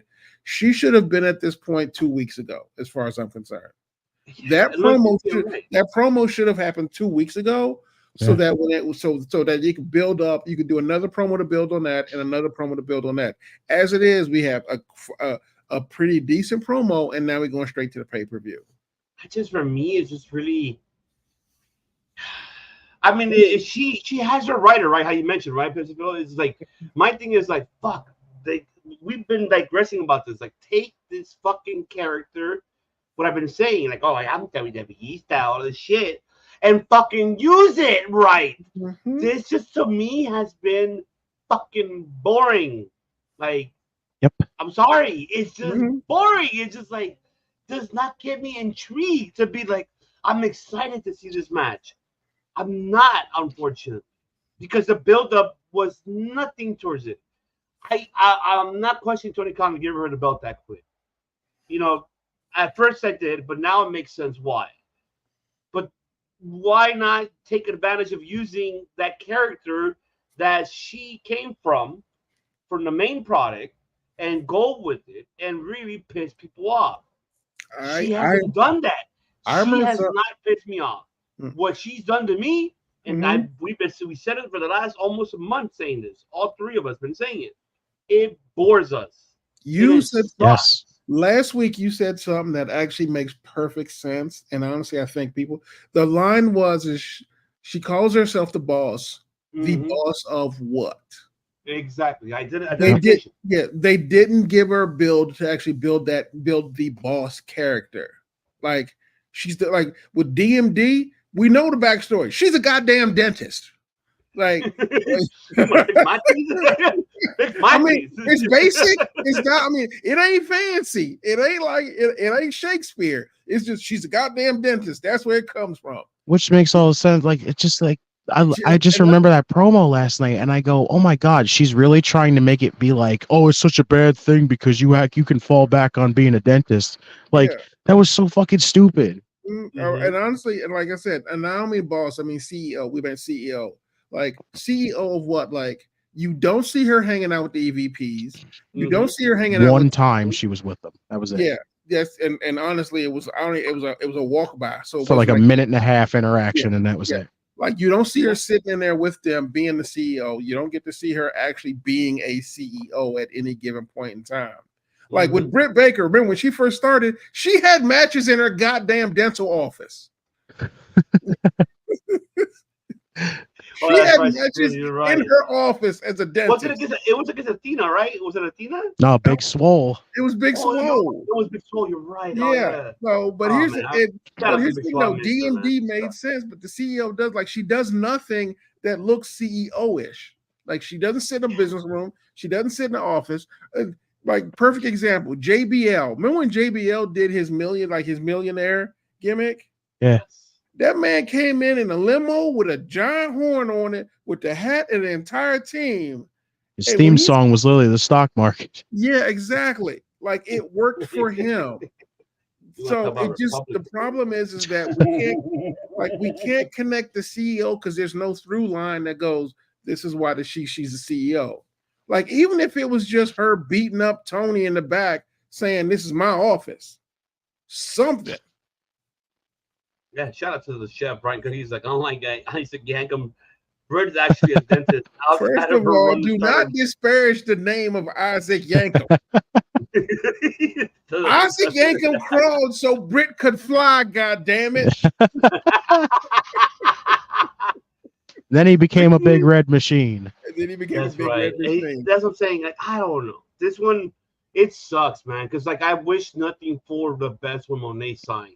But this character is not getting people attracted. I mean, I don't see. When we saw Dynamite yesterday, we saw one fucking guy that kept pointing at CEO. Like, all right, just one guy. I fucking saw. I don't know if you guys saw the red. Like, did you see anybody going like dancing CEO? No. Oh, just nobody fucking cares. Nobody gives a shit because how. I just hope she needs to fix that shit. I mean, because keep in mind, even the EVPs, even though they're fucking annoying, they look and act like EVPs. Thank you. You made about a point that because it goes with their character. Yeah, and this one is not.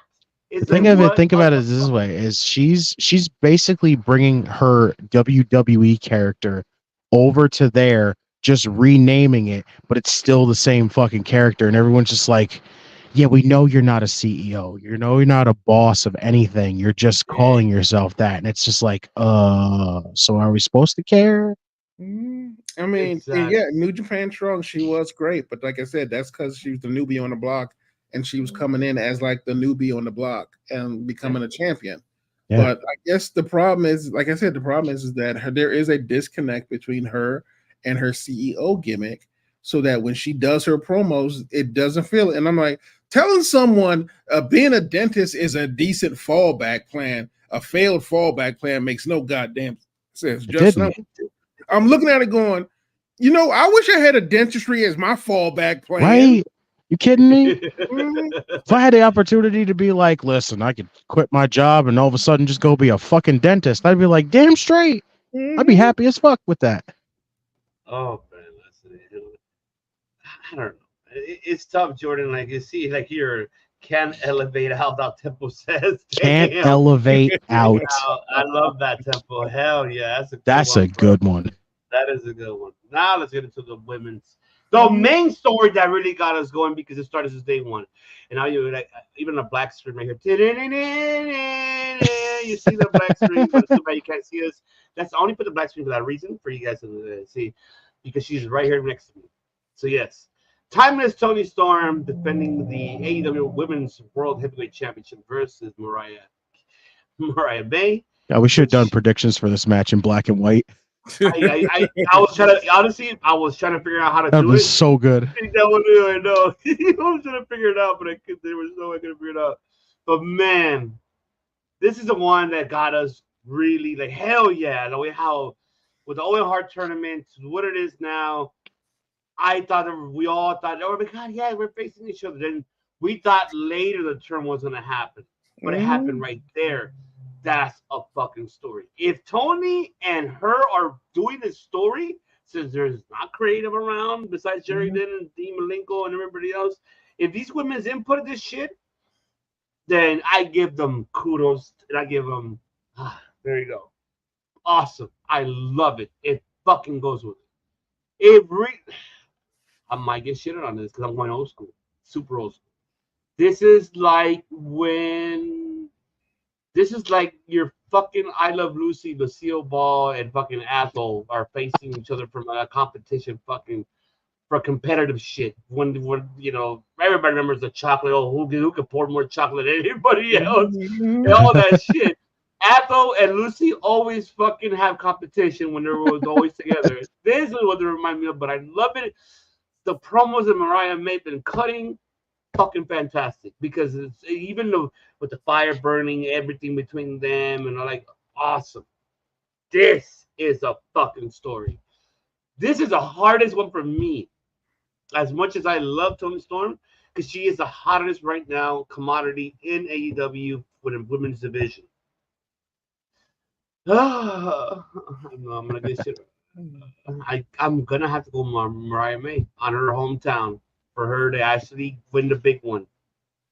When is the last time she won a big one besides Stardom, a tag team? That's it, right? I never seen her. Correct me, right? That's it. That's it, right? She never won a singles title at Stardom. No, that is it. Okay. This could be the big time for her. Like Saraya had hers last year. This is gonna be probably her year. So, but this is gonna be a great storytelling match from the beginning until the end. I am intrigued to see how this is going to end up. I hope this is a match of the night. I hope it is. The women could steal the show on this. So I gonna have to go with Mariah May. I think we're gonna get our new women's world heavyweight champion. And why not? It's gonna build the story more. Toni Storm could go back and then come back, and then we'll probably see something out of her, like either she'll be ghetto chola style fucking Toni Storm. I don't even know. She'll want to go back to old school. I don't know, man, but that's just me. So I'll take it to you, Pepsi Phil. Who do you got, brother? So I'm gonna be the weird one. So I actually think Mariah May will win. However, I think Mina Shirakawa helps her win. Oh my god! Because Mina here in the US. Mina is in London, and I think she helps Toni lose.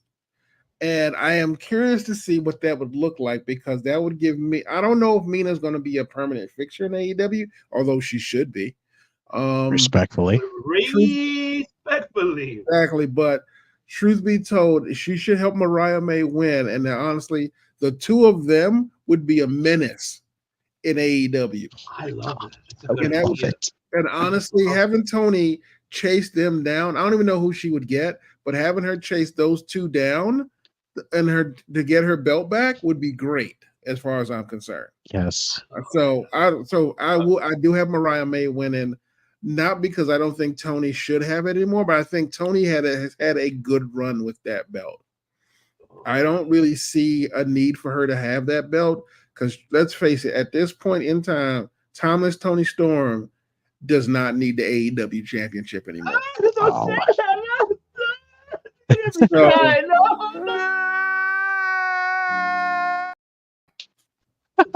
So I'm just sitting here just going, so I'm pretty like I said, I'm also excited for Mariah May championship. I'm really hoping the Mina Shirakawa thing becomes into play. Like there is, because first of all, the two of them together are already great as a match. I can see them having a great match together already. So and if you throw in Mina, who, let's face it, the three of them together during that entire run leading up to Wrestle Dream was some of the best television I have ever seen. So as far as I'm concerned, let Mariah win, let Mina help her win, let Tony battle both of them against her. So see, look, even Tempo agrees with you. See, and honestly, it would make sense considering their history in Stardom. It would make sense considering their history in Stardom. That's exactly what I said, Chef. Yes, I did say that. Yes. I'm with you, man. Fuck, now you got me thinking. Son of a bitch. I don't know if you feel the same because Pepsi Silver got a bad point, and I forgot that fucking Mirakawa is in fucking London. She did came get permission in the U.S. I follow social media respectfully. All right, if you're watching, Oh, indeed. Respectfully. But yeah, she's back here. So I mean, I don't know if you feel the same. Break it down, champ. Yeah, I honestly think this is Mariah's time. I think Tony, I'll say this, Tony has been a great champion. This character is fantastic. But honestly, I just feel like Tony chasing Mariah just could work so well. And I could agree with the Mina turning and helping Mariah helping Mariah win this here.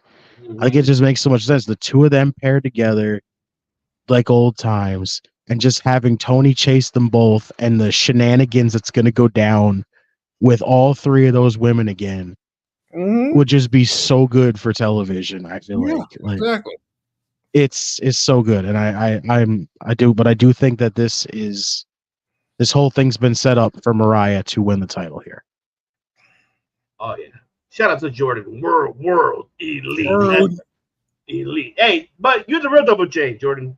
You are the real Double J. My world elite. I agree with Chef with the Lucha reference. Yes. Let's see, Tony Shidlaw and then gonna Joanne Crawford from Mommy She'll be great close for character from Fatal Attraction. Oh my god. Jesus. I'm telling you, if this was possible, I'm telling you, make them the main event. I'm telling you, I don't care how Brian, even if Brian is like retiring and whatever, I think this should have been the main event. You should have, like, when Tony literally comes out there and tells you, "Are you ready to die?" Like, you can't tell me that these two are not gonna have a knock 'em out, drag 'em brawl where both women are gonna be fucking bleeding. I'm telling you, lights out would have been perfect for these two as the main event. I agree with Ivan. Tony and Mariah could steal the show. It should steal the show. I hope it does. It's been the best thing going on AEW, honestly, to me. I think. I totally agree. And yes, Courtney, we talked about that earlier, and if we said it bore, we digressed about it so bad. It bores us. I'll tell you that. How Jordan said, it is a bathroom break match. Holy shit! That is so fucking hard. All right, co-main event time. That is for the. God, I'll play it one more time. Jesus. Yes, I know. Because it is all right. Okay, before. Bitch. Okay. All right. So there I go. That's right. Little boy, Blue. Little boy. It is for the AEW. Fuck yeah! Coming again to save the motherfucking day, yeah. Erica, fuck yeah!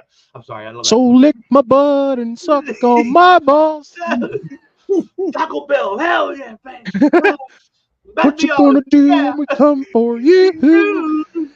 I remember when saying American Man is it Matt Beyond, like, yeah, you only hear one person, everybody else is fine. I love it. Man.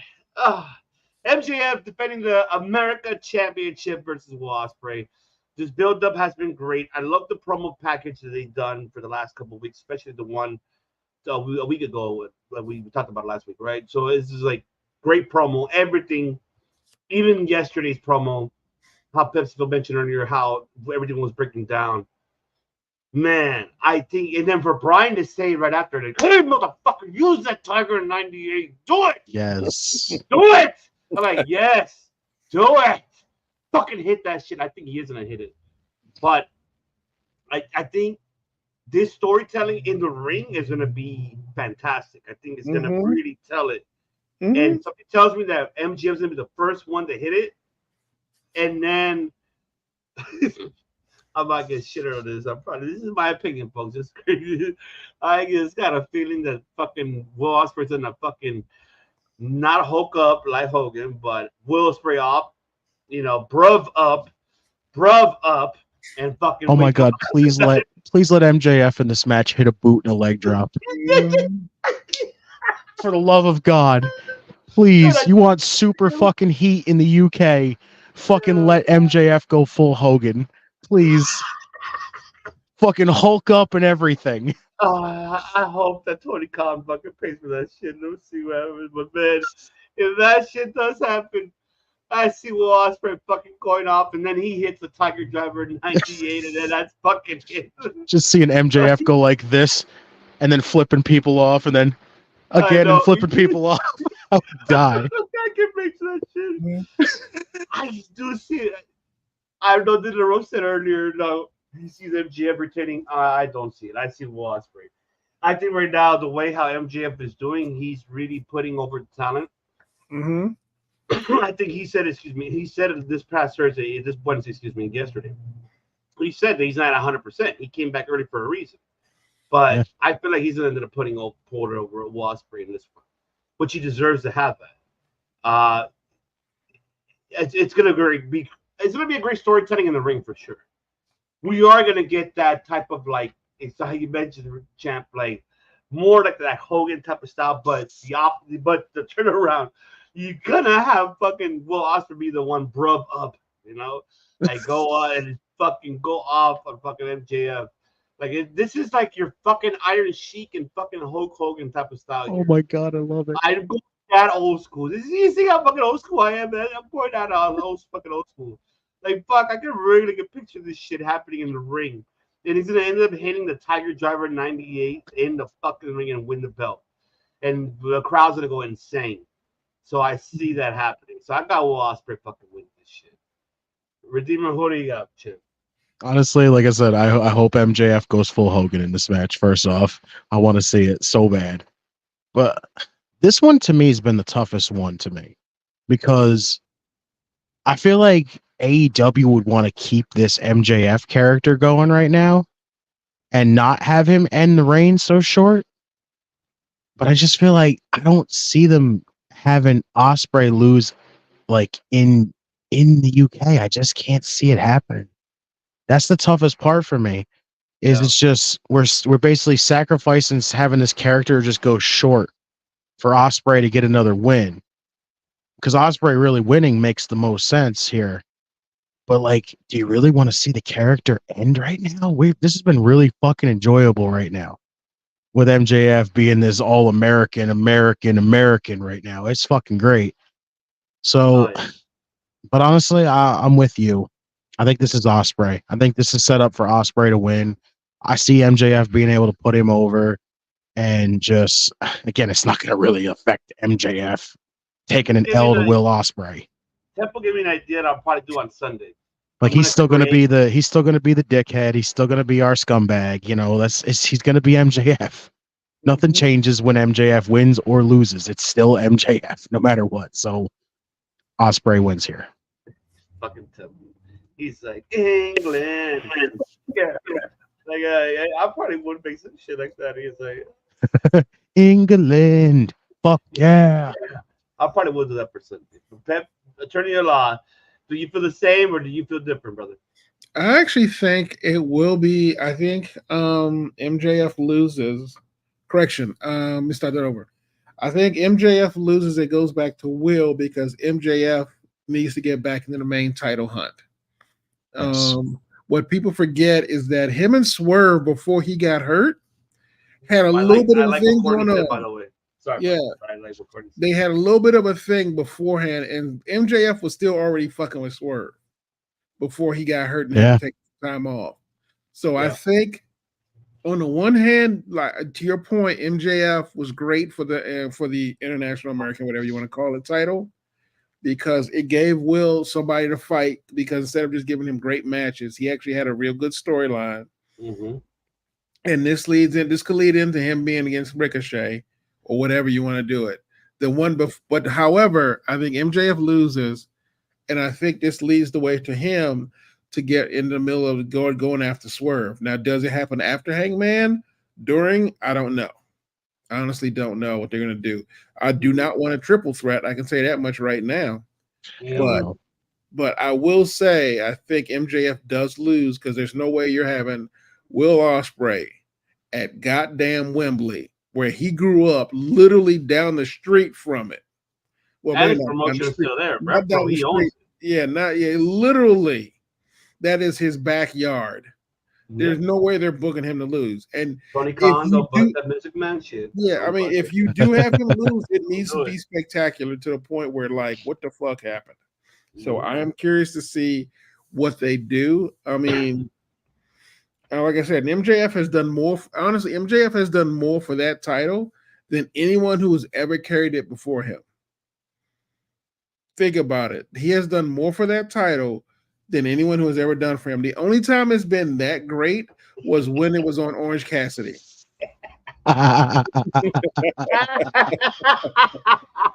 This man's about to defend MJF right now. Let's go. Attorney at law, baby. No, I'm just saying. We rightfully screwed out of your American Championship match. Call Pepsi Phil. Exactly. Well, think about it this way. The only time we have cared about that belt more was when it was Orange Cassidy, and he was defending against everybody across the goddamn planet. MJF, in the span of a few matches, and literally he's also been around the world with his belt, like in Mexico as well, has made this entire gimmick around the American belt. And let's face it, that is not the prettiest belt in the world. That is an ugly ass belt. Yeah, no, that's a nice title. I get you. I mean, it's just America. It's America. You know, America. So, but I will say the joy that England has when Will Ospreay beats MJF for that belt will be bigger than if they won the World Cup in that Wembley Stadium. They're gonna explode. No, the Temple's gonna get pissed off and say that shit. But you know what, Courtney? Have you seen the promos that man has done as American? Yeah. The point where he literally goes, America has never had any problems. You see what I mean? Oh my God! Please also let MJF come out in red and yellow, also, just so it could just full Hogan this shit. MJF has brought all the smoke, all the heat that he wants for that. He's gonna come out waving an American flag, wearing red and yellow, full Hogan. He might even wear a bandana. Courtney made a good point because she said, "Okay, and Chef too, like a Apollo Crews coming out style." Hell yeah, that fucking makes so sense doing that shit like the Rocky fucking. I'm telling you, Hogan style with a fucking thing that says "Scumbag of Mania" on top of it. Done. All I know is the thing that's gonna crack me up is I feel like. Remember how Gonzalo was pissed when Stephanie Vaquero lost? Yes. I can only imagine what Temple and the rest of them. Oh, for the love of God, they might burn down Wembley. Look, Jordy, you see, look, you already got Jordy's tattoo. First of all, the World Cup is the World Cup. It's perfectly fine for what it is. But I mean, oh my God. First of all, fuck Manchester United. Anyway. Temple's like, really?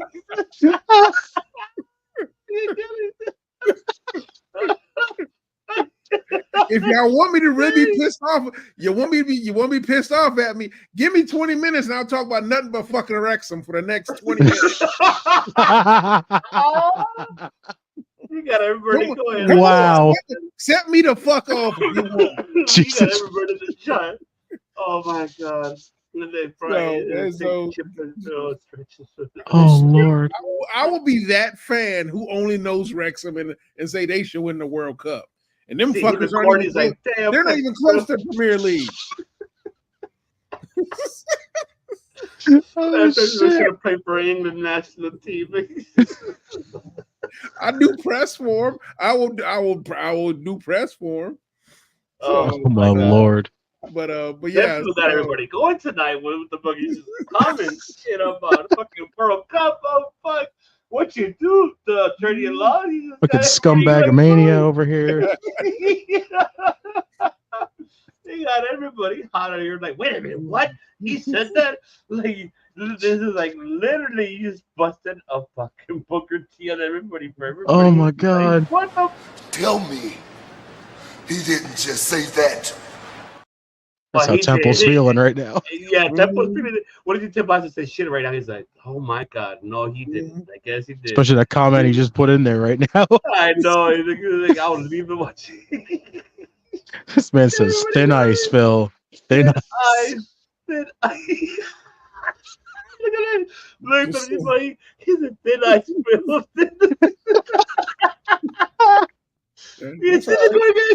That's all right. That's why I picked Arsenal. Fuck all y'all. Oh, they give Jordan the same. People should have been on Giants. Oh, Lord. Oh my god. Every time after Hogan.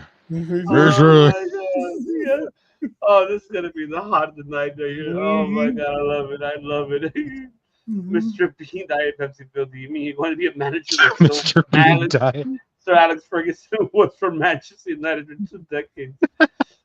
Arsenal is badass. There you go. Lord. Oh my god. Phil, you got everybody started tonight. That was unnecessary. I mean, we're gonna start doing a live watching World Cup just so I can piss people off. I wasn't ready to die tonight. You know, I'm so down for you to do that and just to piss people the fuck up. I already can picture that shit. As long as I wasn't ready to die tonight. I know, me too. Say the fucking end time, man. The one I'm gonna cry for, because I will cry, because if Brian does lose and he does really retire, I'm gonna say this, get it out of my chest. Brian to me has been, you know, besides AJ Styles, Brian was my number one. I seen him. This is way back in PWG and Reseda. I remember everything what he's done, how he started, the matches that he had at PWG. This man, when I met him, you know, I told him, hey man, good luck. He's like, thanks, man. I'm like, it was just a quick, you know. Seeing the way how he progressed, his style of professional wrestling got to me here, and mentally his character. I feel Brian really was given the chance late for who he really is in professional wrestling in WWE. The gimmicks that he had, don't get me wrong, they were sense of humor, they were great, not disregarded. However, the serious mode of him, it happened towards close to the end from when him leaving. Mm-hmm. It sucks, but he went somewhere where he was able to do that, and I'm glad. He is a man that I respect in that roster that is able to put fucking over. Besides him and Moxley, those two guys, by far, and they're not original roster, but those two guys taught that fucking roster how to put over people, how to fucking do characters. Mm-hmm. Moxley and Bryan Danielson did that himself. Mm-hmm. And Brian to leave, and let's say he does retire, right? If it does really happen, which I hope not. I hope he retires at Wrestle Dream, because that's why I'll really cry.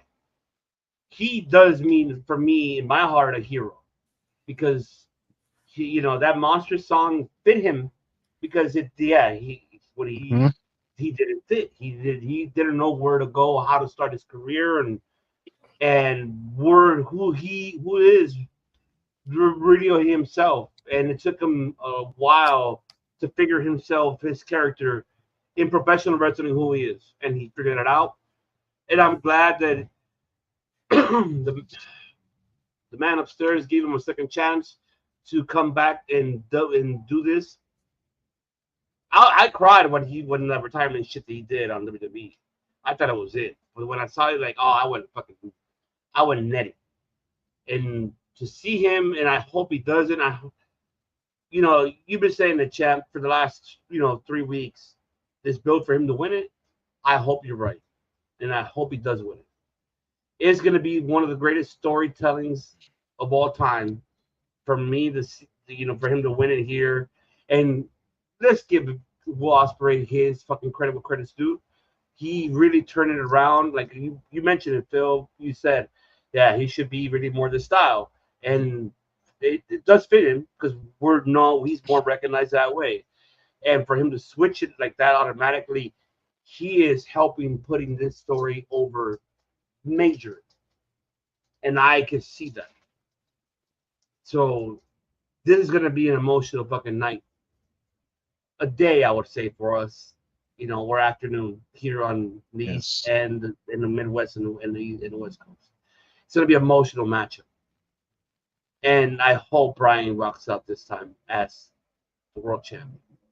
He's never won another promotion besides Ring of Honor and WWE. You could name the other promotions that you would like, but this is another one.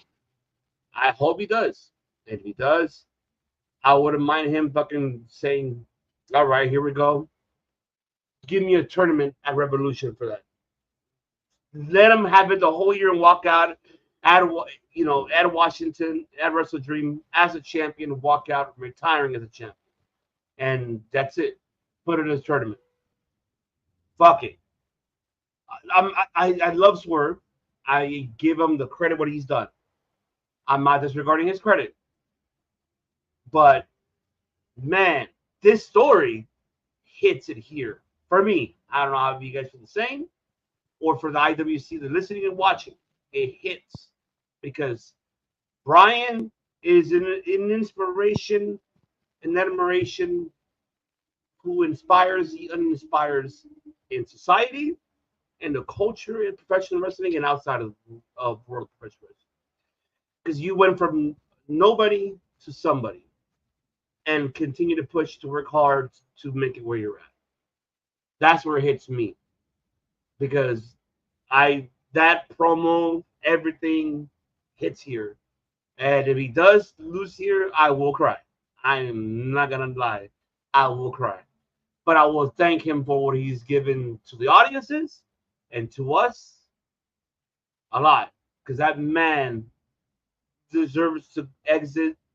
Then this is the right way exit that I think he deserves to have. And I'm glad that is someone from Progressive, which is Will Swerve. I'm so glad that he should be honored. He should be crying if he's the one defeating Brian, and cry and say, thank you for giving me the honor, sir, for me to have this last match. That's where I'll cry. I'm gonna cry my ass off at fucking early in the morning as fuck, but that's just me. But I'm emotional about that. But man, Redeemer champ, what do you got? So going into this, when Brian ended up winning the Owen, I go, okay. So it felt like they made basically the whole thing obvious. But I will say this. I'm going to be right with you. Because I love Bryan Danielson. The fact that man, in WWE basically had to hang it up for so long. Then he came back and got a second chance to do it all over again. Get that one good run in WWE and then come over here to AEW. It's unbelievable. It makes me so happy to see that he could still do it.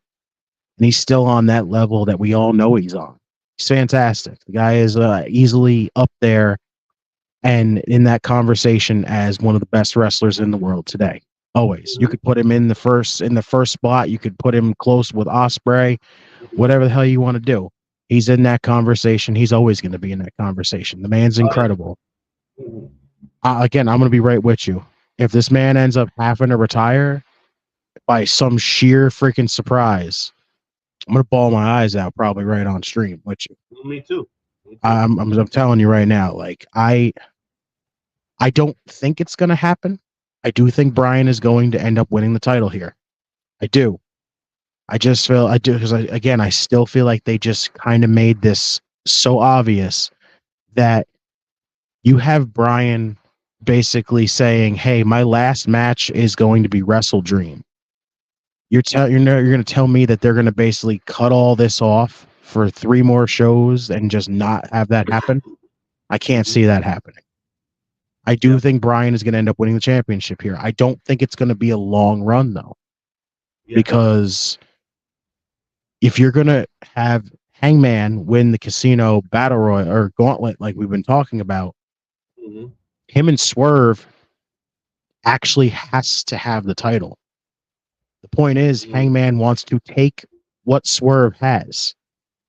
If Swerve has the world title, that is basically what Hangman wants to take from him. So in the end, this either has to result in Bryan having a really short reign, or else it's not going to feel the same for Hangman and Swerve. It's going to affect their story a little bit.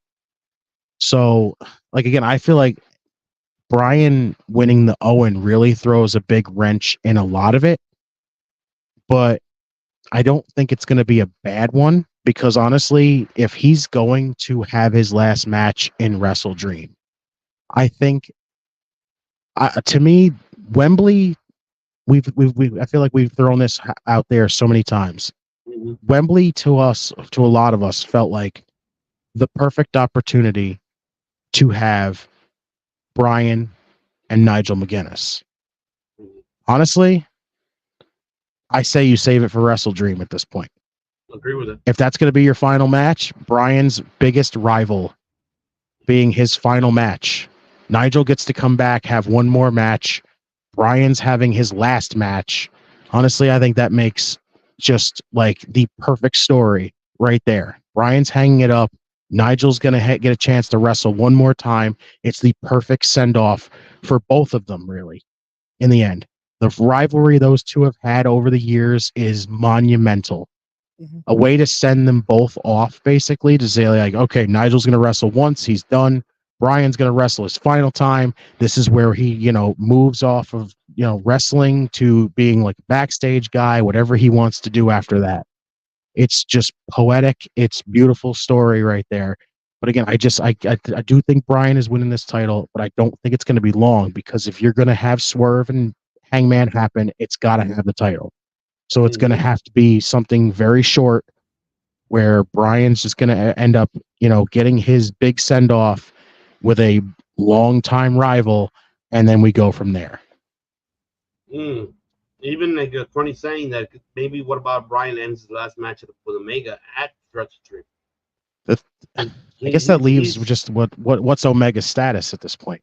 He's healthy. He's rushing to get back. So he might be ready by Wrestle Dream, supposedly. That'd be a hell of a way to go out. But like I said, I think his biggest rival just makes so much more story sense, and it just feels poetic. You can't tell me that they haven't been setting this up. I'm with you, because I'm telling you, Nigel shit talking him for so long does not equal, oh, we're just gonna not have it happen. It's gotta happen. Temple saying Samoa Joe. I could see it. Be nice. Who knows? Temple saying also that Bryan is like the Shawn Michaels was to go to the 90s. That's what I'm saying. If it's going to be a short run, you give Bryan as much as possible. Like if Bryan comes out there and just has the title and he starts going, listen, I'm going to be a fighting champion. Like you're going to see open challenges on freaking Dynamite and on Collision, and like this man's just going to go full force with it to the point where it's like been so much that Swerve gets the title back. I think that makes the most sense, honestly. Jordan, that's a tough one. I'd rather save that when it's his retirement tour. I mean, when Mhm. he finally has it, I'd rather save it. I can't Mhm. rather give it right now, honestly. Yeah, me neither yet, really. Yeah, I'd rather save that, Jordan. I would have I to go apologize. back and look at so many different moments and be like, that's the Oh, one. yeah. Pepsi, attorney at law, do you feel the same? No, I actually think Brian loses because here's the He killed him. He killed him. Emotional moment. He's like, no. Jesus, just shut it all down. Like, god damn. and this is the only reason why. I concede. Just the only reason why is that Brian will not be under contract. On the business side, giving a belt to someone not under contract is insane. Secondly, just because he's not under contract does not mean he's going to wrestle. What he said is that he would stop wrestling to spend more time with his family. He never said he was going to quit wrestling. He just said he was going to quit wrestling full time. That's a way different than retiring. Yeah, but at this point, this is career. This is it. No. But remember, he said he was done. He said he was done. So not that he was done with wrestling. He's done being a full-time wrestler because he wants to be home. That doesn't mean he's not going to dip his toe back in if somebody gives him because let's face it, TNA has temporary contracts all the time. New Japan Pro Wrestling has temporary contracts all the time. So having him do a one-time stint run where let's say for the sake of argument, he loses. But Nigel goes on this unhinged rant calling him a loser, etc., etc. And then Daniel Bryan comes in and goes, I'm a loser. Come, let's do it one last time at Wrestle Dream. So in the end, I think he loses because having Swerve lose it right before Hangman, you said it earlier, makes no sense. There's no reason for Hangman and Swerve to fight if Swerve doesn't have that belt. And they got 2 weeks until the next pay-per-view. Maybe 4 if you count the next one the next one after that. Swerve can't get what you gonna do? Have Swerve lose the belt, get it back just in time for Hangman? I mean, that's really the only thing I can see happening because as far as I'm concerned, when they said title versus career means done. You lose, career's over. That's it. You're done. Done. But how many times has Ric Flair ended his career? I mean, we don't talk about Ric Flair. Ric Flair just doesn't exist. That's a fucking point. I mean, honestly, let's face it. What would you compare that? And honestly, Mark Henry done retired how many times already? Like I said, Big Show. Time he did it. Yeah, Big Show. How many times he's quote unquote retired and he still goes in the ring? So the long and short of it is a quote unquote a belt versus a career match is another gimmick match. It really is. As much as no one wants to talk about it, it's a gimmick match. And and let's face it, the gimmick is that Bryan Danielson wants to be home for his kids.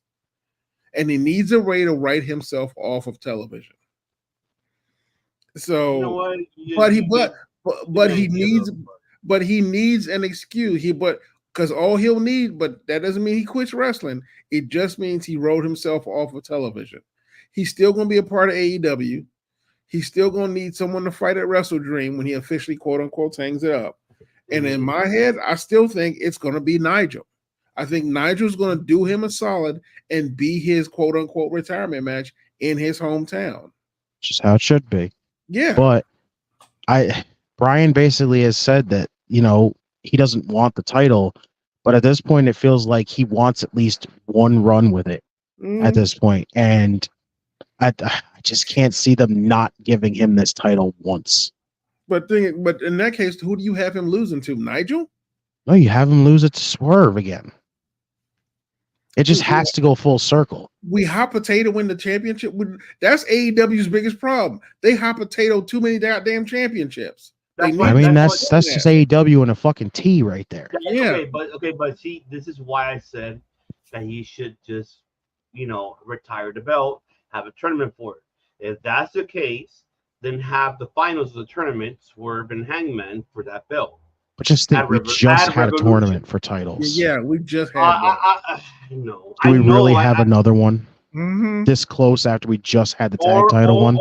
Okay, how about this? How about I just can't see it. Okay, how about this? They make it more that Swerve decides not to try to get his rematch and decides Brian to have his full end of the year as a champion Wrestle Dream, and there you go. And then he retires, and then a Revolution have your number one contender, the one who never got his rematch clause, versus number one contender who won the fucking Battle Royal, and have them fight for it instead of a tournament. How about that way? They do it that way. It's a way to go. It feels real convoluted, but I guess it's a way to go. I mean, even if it's Brian wins the title here, and then I know this is gonna sound really shitty to say, but Swerve gets his rematch at fucking All In at that point. Then Swerve goes into freaking Grand Slam against Darby, beats Darby, and then at Full Gear after that. After what basically goes into Wrestle Dream, has another opponent, or that could be the Swerve, or that could be the Hangman match right there, which would make all the sense in the world.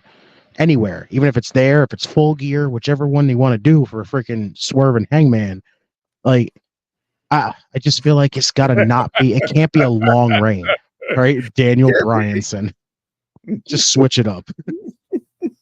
Yeah, I just don't see this being. I just can't see them passing up not giving Brian the title once, especially because how much Tony uses him as his go-to guy. I can't see him not somehow giving Brian the title at least for a little bit, to the point where again Brian comes out, has this little thing where he starts doing this like, I'm a fighting champion, I'm gonna defend it against whoever, and then he starts freaking having title matches up the wazoo until he drops it to Swerve, where he finally convinces himself to have his rematch. Swerve beats him in the rematch, which there you could, even if you want to, this could be the whole Nigel fucks him over kind of situation where Swerve gets the title back, and then you slowly build more and more to the retirement match where it's Nigel versus Brian. That's how you wrap it up.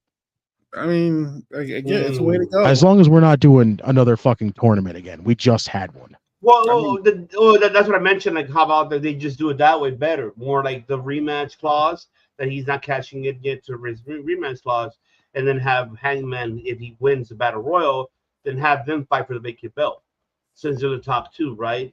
We haven't seen the rankings been put up, unless he put the rankings up and they say they're in that top three for any. All the rankings are dead. We might as well just stop. Forget about the rankings at that point. I know. That's just dead and buried. That shit. I'm just doing example. I mean, I don't, like I said, we'll see. We'll see. I don't Jordan, relax. It's hard for us. I know you're giving tough. You're giving Shinga to the champ here. It's difficult for us. It is difficult. Like it's a hard. It's like I said. It's first of all, I think we can all agree. I feel like Daniel Bryan has a few more. Definitely has at least 5 more years left in him, and I wish he wasn't quote unquote even floating the idea of retiring around. Because truth be told, if he wasn't retiring, I'd say have him take the belt off Swerve. Oh, I would hate that. I'd triple threat it. Freaking Wrestle Dream. Oh God, no, that'd be terrible. That'd be terrible. Yes. I mean, Hangman just got out of a triple threat that he lost. Yeah, right. Like, what are you gonna do in that situation anyway? Have it be one of those situations where freaking Swerve is in the process of about to retain, where freaking Hangman's gonna fuck him over, and then they're gonna put the title on Brian one more time, just so he freaking hangs it up as champion. So that way we have to have the tournament. Like, hell no. It's a tough one. It is tough. This is a tough one. It is. I mean, honestly, this is the one I'm waiting to. Like I said, this is one I'm waiting to see how it turns out. Yeah. The promos have been good. The promos have been good on both sides. Swerve's made it personal, which has made it even better. Yeah, without invading someone's home. Right. Drew, which you should be doing. But the truth of the matter is they did a good job building this up. They've made it compelling. Like I said, they've had a few weeks to make this. Because keep in mind, the build for this only lasted 2 weeks. Think about it. He wins the Owen, and then 3 weeks later they built this up in 3 weeks. So it's not implausible. And the way they did in 3 weeks was pretty great. Both of them did a really good job of like really making this the most important match of their lives. So yeah, so we'll see. Like I said, we'll be overly excited and see how it goes. I mean, I got nothing else on this one. Yeah, me neither. This is really tough. This is the one. This is the match. Like this may not be match of the night, but this will probably be the story of the night. I mean, it could be match of the night. Though, that's the thing. It could. I mean, it could be. It could be. It could be. It's really difficult, man. It's difficult. It is. All out. It's yeah. No, I'm with you, Miss Temple. I don't know. This is really tough. I know. All right. I mean, before we close it out very quick, I got two things I want to just bring this up. We close it out because we've been focusing more on this, and I really want to focus on two things that I am so happy of. So, and now I'm gonna. Does he feel? I know it's coming. You know what I'm talking about. I can feel it. I believe. Yeah. It's like, all right. Your hands from side to side and say, don't get me wrong. I believe in Joe Hendry. Don't get me wrong.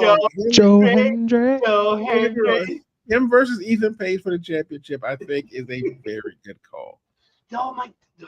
I'm telling you, this needs to be the time. I'll live Redeemer, and then you take over after that film. Because look, I'll say very brief.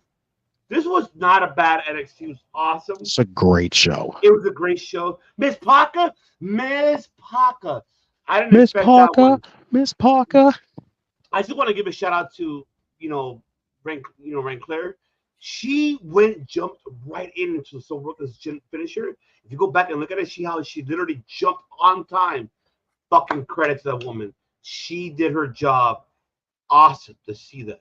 Wendy Chu defeating No Levice, did not expect that, but with the belt and the pillow, okay. So I'm excited to see her and, Kalani Jordan. I'm loving how they're building these women's. Is it a fucking? I fucking love this shit. I love that shit. And, and seeing Zach coming back and talking Wesley, seeing, Pete, that triple threat, seeing D'Angelo.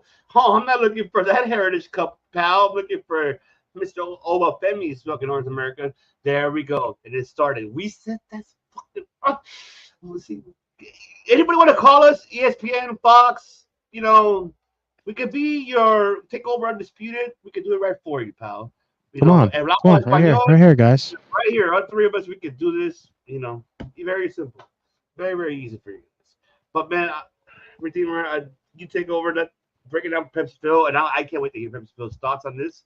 But Pepsi Phil, come on, give it a Miss Parker, please. Miss Parker. No, I mean NXT. I mean, I caught it last night because I out on the recast. NXT. I mean, I'm not gonna lie to you. I'm getting some old black and gold vibes. Yes. Like it's starting to feel. I fucking love you for saying that. So, and not because they're going back there and they look exactly alike. It's just the matches are starting to feel like they did during Black and Gold. They're having some really good matches.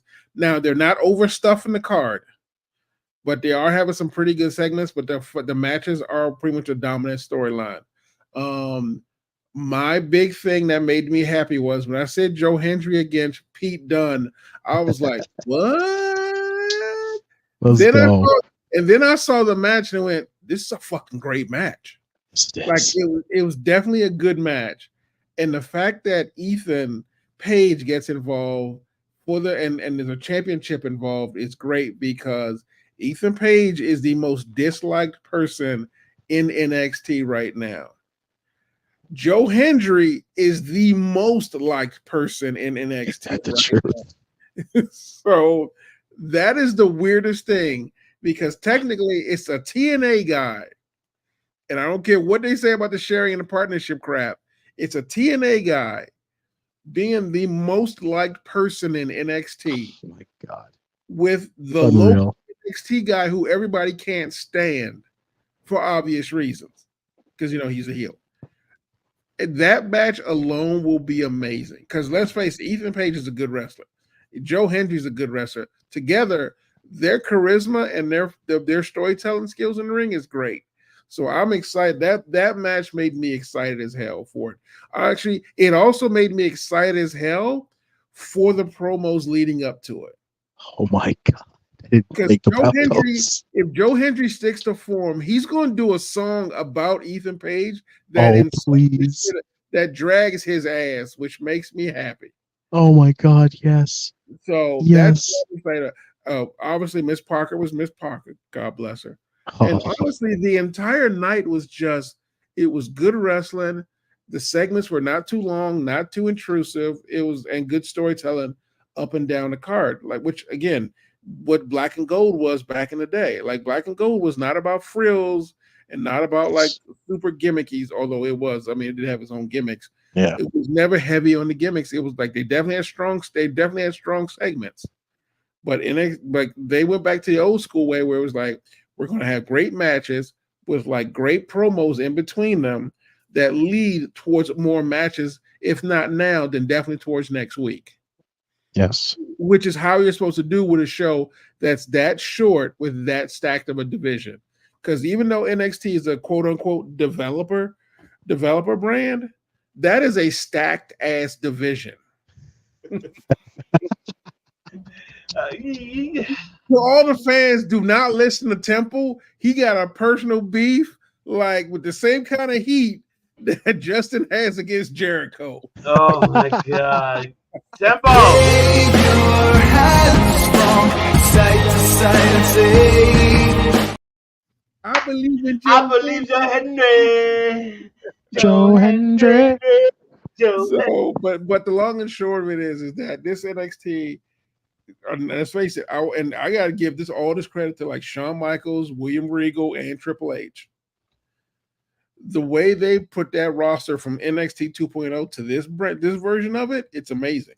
Thank God. Because exactly 2.0 was terrible, but I mean, I will admit it needed to change because they had reached a point. But 2.0 was not the change that we wanted. No. We know that it was piece of shit and McNugget that whatever he thought it was his final say because Papa H was no longer in charge of it. So I know it wasn't his call on this one.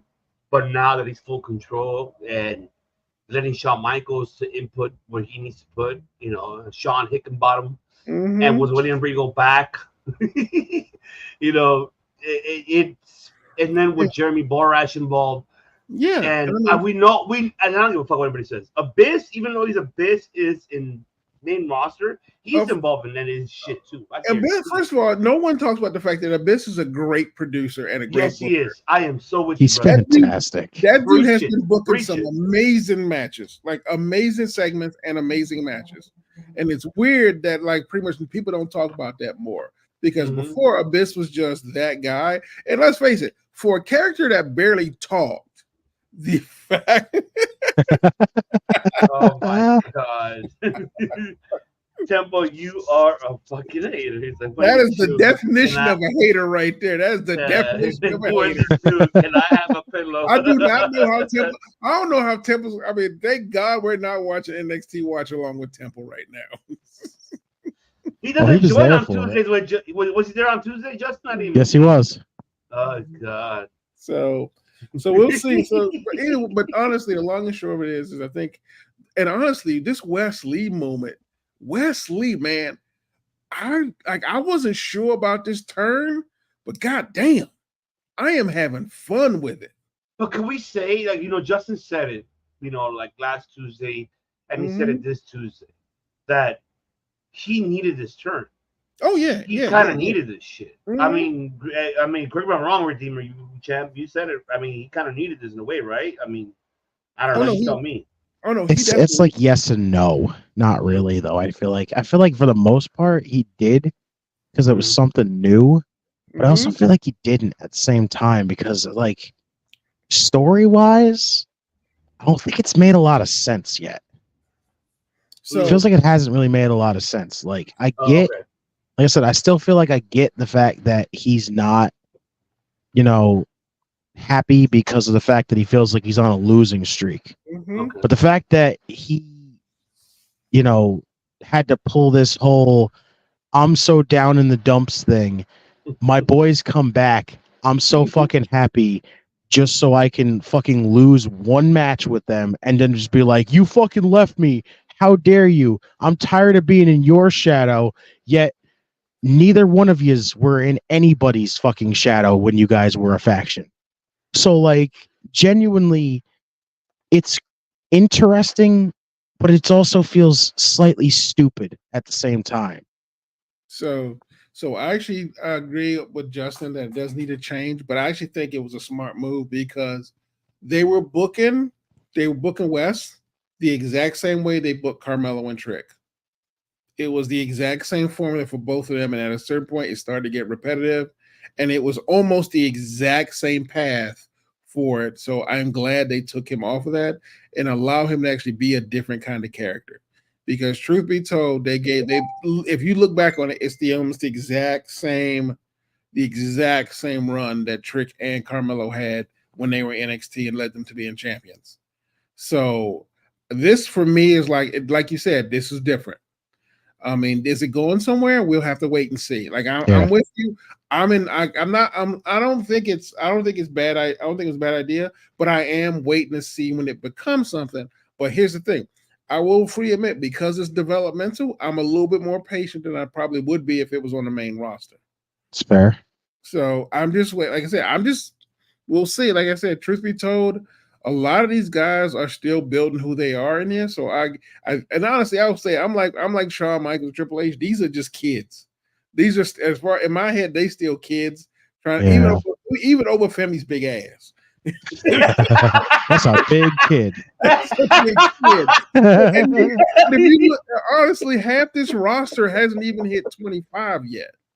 Hey, but you know what? Can we give them credit though? They're fucking doing great. Like, no, they're amazing.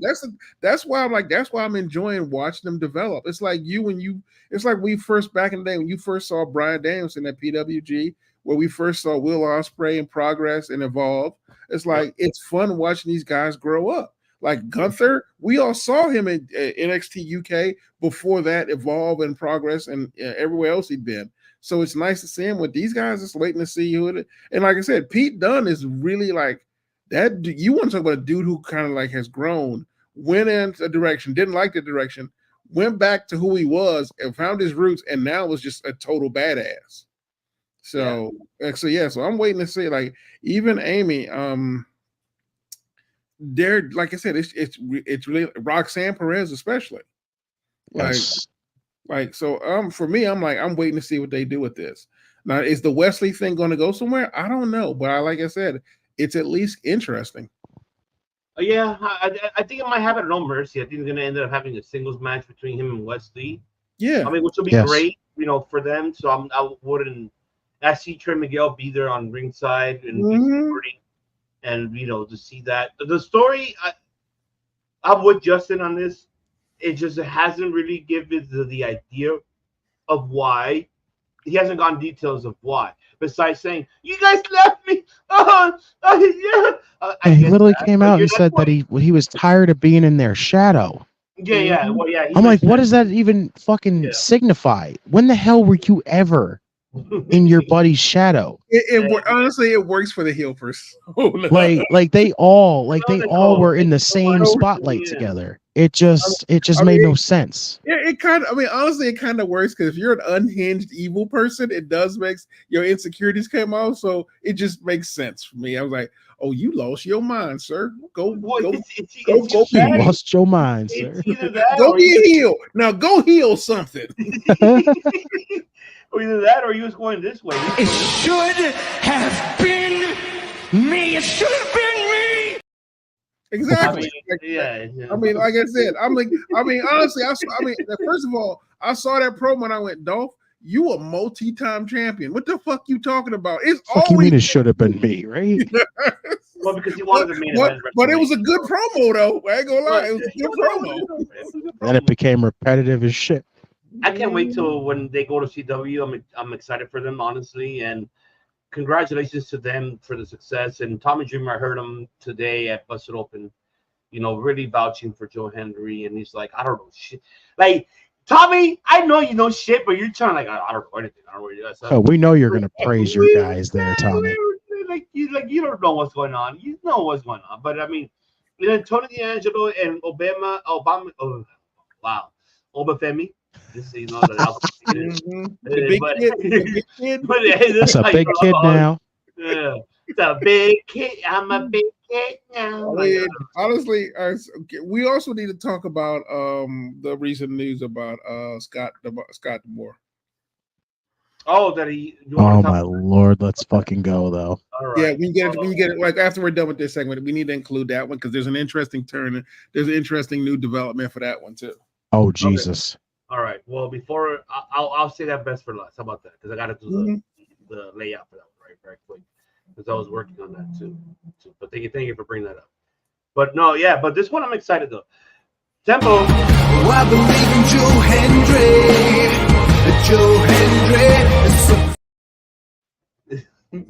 You gotta believe.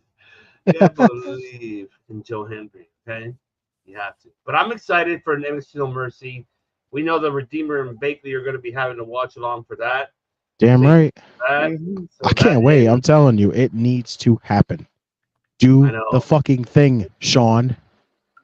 Oh man! And then Valkyria, of course, her visa, like how the Redeemer champ mentioned about she's waiting for that, and she's like, "Oh yeah, I have the picture perfect to watch them first." Is it this one right here? Oh, I believe in Joe Hendry.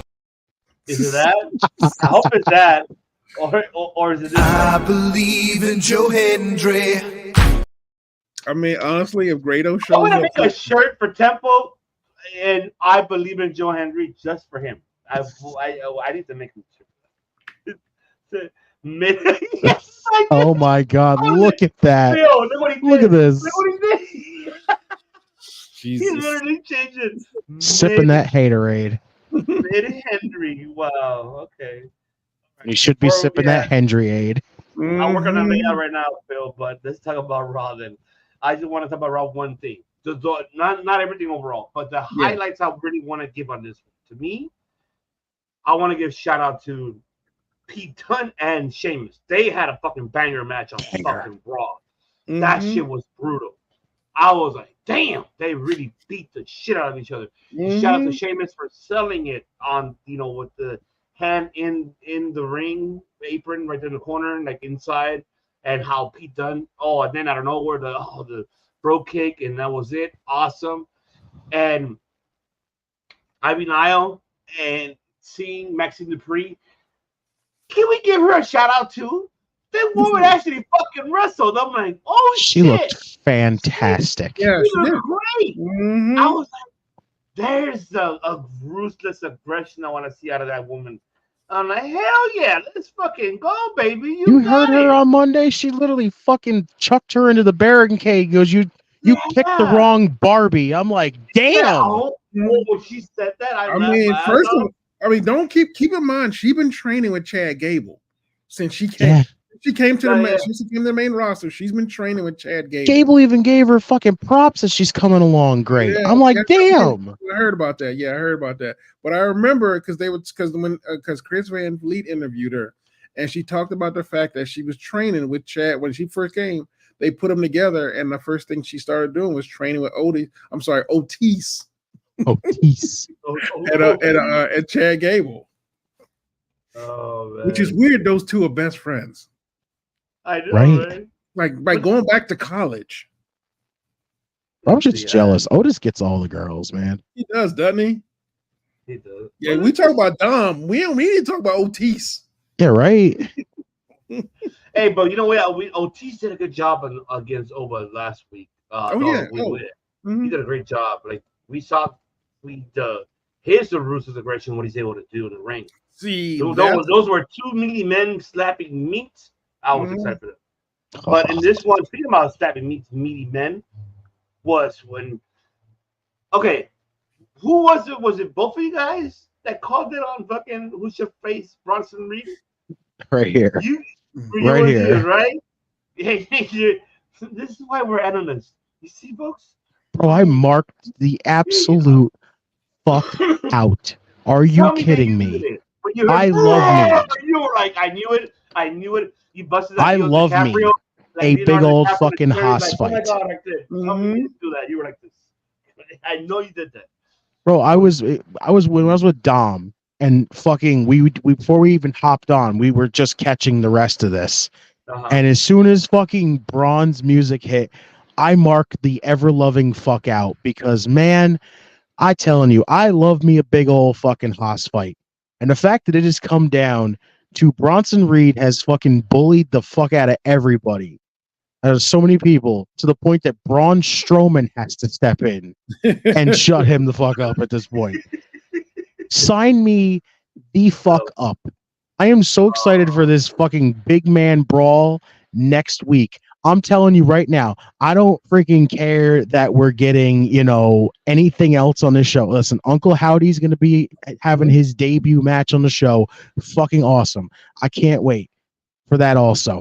But I'm telling you right now, you give Bronson Reed and Braun Strowman the main event, let them break the ring, go off the air with those two fucking laying flat with a destroyed ring. I'm going to mark out like a fucking maniac. I'll be on Raw dogging, marking my ass out. I don't give a shit. Let it happen. That's going to be a fucking beefy ass match. But you and then after that, have Bronson Reed do the freaking Vader Gorilla Monsoon thing with Adam Pierce. I'm telling you. You've been calling that. And then also the other thing on Raw that really intrigued me was a debut. Well, we saw a debut of Odyssey Jones, but this time in a 6-man tag, Final Testament. We saw at the beginning, of course, that Xavier was really hesitant in a way, but then he kind of accepted it at the end. You want to compliment the tag, but but good to see Oda. They're putting Odyssey Jones over. There you go, baby. That's what I'm talking about. See, how De Niro said it best. He said it back on top rope. He said it.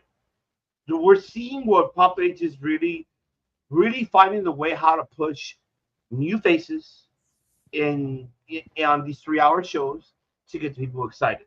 Besides what we usually saw, back in the day seeing the same people every Monday night. Now it's different faces. I'll credit him with Papa just testing the waters and seeing what the audience is like. He's paying attention. And also I read that he's on Twitter, reading everything. What do you think? I put that clip about the speak title that we talked about. I tagged him on that shit. I hope you watch this. I hope you are. But that intrigued me. The other thing that really intrigued me was seeing Jey Uso, going after the Intercontinental. If they're gonna have a tournament for it, okay. Bronson Reed, Jey Uso, okay. I'm excited for that. And Nicole right here, thank you so much for subscribing, Nicole. I appreciate it very much. Do you think they live and dominate at bad relationship? Yes, it's announced. Yes, it's been made official. Yeah, that's gonna happen. So we're seeing that.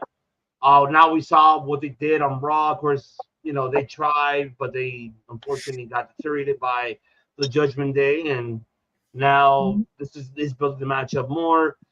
You know what? Shout out to also Isla Dawn Apple Fire. They actually didn't do a bad job. They did a fantastic job in that triple threat women's tag match. Shout out to Kairi Sane and Io Sky. Kairi for saving that botch that she's like, oh, boom. Oh my God, she saved it. And Io too, like, okay, I'm gonna miss my shit right quick. So the camera angle point this way. Shout out to the cameraman pointing in the right direction. Because come on, ladies and gentlemen, professional wrestling has its critique, but always has its pros and cons. Yes. But it happens. But at least this woman was able to save that botch into something. And shout out to Shayna Baszler and Zoe Stark for be like, what's going on here? I don't see what's going on. And they saved it too, even though it was 10 seconds, but they saved it. So great. Kudos to all these women. They all did a great job on that one. I'll tell you that. Seeing fucking Uncle Howdy. Oh, man. Seeing, Bo Dallas. Oh, everything. During that everything was awesome. The whole thing.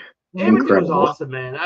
You know what? This Raw, honestly, Raw has not disappointed me. It has been really, really got me intrigued. They got 2 weeks, fellas, to build up pretty much Clash of Berlin, which is next week and the following week. That's it.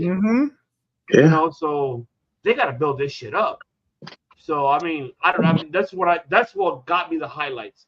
The Punk and what can I say? We already knew that was gonna happen. I'm not surprised in that one. I'm not gonna be like, oh my god, that one. Like I respect Punk and Drew McIntyre. I'm not. I'm waiting for it when it happens, folks. I'll say this: that was probably yeah. their weakest. That was probably their weakest promo exchange. Yeah, it was. It was just kind of like. But it was still. It still did what it needed to do, and that's the best thing about it. Yeah, well, yeah, you're absolutely right. It's great. That's what matters. But I mean, anything else you guys want to add on this Raw so we can close it out with the final topic? You know, I got nothing. Yeah, no, I think Raw was like basically from top to bottom, very, very good. Yeah. Yeah, I mean, what can we? I mean, that's how you book a live show. Yes. Right. Literally 3 weeks, 3 consistent weeks of great Monday Night Raws. I mean, it's 3 hours. They have plenty of time to kind of spread it out, and they don't need to like force it because unlike the last time where they were like they had this thing where they put all the top guys in the last hour to make sure that people stayed to watch. They spread it out evenly enough that you get everyone. Like, what was it? I think the Rhea and Damian thing was like somewhere in the middle of the match. The main event had a bunch. There was like the main event guys were like was it Braun and Braun were what? Like somewhere in the second hour. In the second hour, like they spread out the talent to make you want to watch the entire show. You got the Battle of the Bronze right there, buddy. Mm-hmm. And they finished it off with more building for Gunther and Randy. Like, fantastic. Yeah, it was awesome. I mean, I forgot to mention the Randy Orton one and with Kaiser. That was actually great too. It was good to see that. Can you give Kaiser fucking props? That man is great. Yeah, he is. Fucking great. And honestly, he got a shout out from Undertaker recently. I was just literally about to say that. Like, that man should be the happiest man in the world that he got fucking like full on praise from the Undertaker. So did Gunther. And that to me would just be like, I'd be like, my career is fucking set. Like forever. I'd just be like, I don't even care what else I do. I got fucking mad props from the Undertaker. I'd be fucking happy as hell. Yeah, love you too, bro. We're closing it out right now too. But much love, Temple. We'll see you on Sunday. Yep. So but like I said, Raw's the one thing I will add to Raw, the programming for it has still been consistently great. And like I said, every segment feels like part of a movie. And so everyone's segment feel like it's not disconnected. It makes sense. Even though technically they're different parts, they all seem to work really well. Because honestly, I haven't laughed that fucking hard between Braun Strowman and The Miz. That segment right there had me laughing. Now keep in mind, Braun Strowman has never made me laugh. That segment, top to bottom, I kept laughing. And that's a testament to the programming and the way the writers are booking that show. Because when he said R-Truth keeps calling me Andre the Giant, I was like, I died. Jesus, that is hilarious. I fucking died. R-Truth is fucking gold. Yeah, we got to protect that man at all costs at this point. So like I said, as a programming thing, when they go to Netflix, they will do really well. Like they just will. Yes. Like they will go really, because if this is the format that they're doing just on this show, and they have commercials, it is. And right now, I just saw a report that said basically because of the recent addition of Netflix, Netflix added WWE and some NFL stuff. Their ad sales have gone up by 150%. That's wild. So already, this is starting to pay off on both sides already. So now let me ask you guys this: do you guys see Braun and Bronson Reed happening, the Battle of the Bronze, this Monday, or do you see it in the pre-show for? Well, it's already been made official for Monday. Yeah. Is that already? Oh, I didn't see that. Yeah. It's made official. Like I said, make it the main event. Yeah, let them break the ring and go off the air with a destroyed ring. It's a going home show. So think about it. It's a going home show, and they're having those two guys set up the stage for the next one. So yeah. I hope so. It'd be like when him and Big Show did it. When Braun and Big Show broke the ring and that was the end of the show, you do it with these two right here. You want to make it look fucking decimating where Bronson all of a sudden goes up top and fucking Braun stand on the top rope. Bronson hits him with a big superplex. They destroy the fucking ring. I mean, honestly, I don't know if that's necessary. Truth be told, Bronson Reed, his tsunami splashes have been pretty devastating, and I feel like if it's me, I'd have him do a tsunami off the top rope on like the ground or concrete or onto a table. Ooh, that would be wild. Yeah, Braun Strowman through a table. Yeah, like I said, like putting him through a table has a bigger impact than breaking the ring, because then it's just like, oh yeah, that's saw Big Show do it, and I saw Brock do it as well. But putting Braun Strowman, the monster among men, through a table, you want to talk about then you're ready for some main event action? Yeah. That's fucking can we give a shout out to The Miz though? He actually did a great job in his matchup. Absolutely impressed with Miz. Like as of late, even I've given Miz so much shit over the years. He has done great work lately. Oh yeah. Now one more thing before we go to the last final topic. Are you guys excited now? You guys, besides that main event, hopefully that'll be the main event, because I think the other main event might happen, which I forgot about. Chad Gable versus Uncle Howdy. Uncle Howdy. Monday Night Raw. So I mean, we saw the cross attacking Ivan now. Oh yes. I went nutty when I saw that shit. I'm like, oh yes, that whole segment oh my god, it was fantastic. Mm-hmm. The crowd was so loud and they loved it. It was incredible. It was done so well, just how it was American made, getting taken out by the rest of the family. Gable just left alone in the middle of them, and you just have Uncle Howdy just slide in there quick and just be like, surprise, like fantastic. I love it. I don't know, but you're excited for that Monday night main event? If it is, I don't know if it is, but were you excited for that? Now we get to see a one-on-one, because we haven't seen Bo Dallas as a singles, you know, or even re-debut, excuse me. Truth be told, Bo Dallas is. I'm calling him Bo Dallas, but it's actually Uncle That's Howdy. fine, yeah. The funny thing about it is he's a great wrestler. The problem is, like with the Bo Leave gimmick didn't really hit off, so they kept him in the back doing weird segments and never really let that man wrestle. When he was doing I think he was it wasn't NXT. I think it may have been Florida Championship Wrestling. They wrestled a lot. So I am curious to see how he wrestles now that he doesn't have that gimmick on him. Yeah. And this is honestly, this Uncle Howdy is closer to who he actually was as a character. Like Uncle Howdy is closer to him. Kind of like the Bray Wyatt character is more close to was more close to who Bray was than Husky Harrison or whatever his name was. Oh my god! So I'm excited to see him break out. Like I said, I'm a little bit nervous too. So we'll see how it goes. I mean, like I said, overall, like I said, we were worried, like, what were they going to do now that the quote unquote the bloodline storyline's a little bit slower? This Judgment Day storyline pretty much has taken overall. Yeah, no, you're right. It has. It has in a way for people to be really like, oh shit. You know, one thing I'll give at least, you know, Damian and Rhea credit. They're setting it for them. They're making them look unstoppable. That's one thing.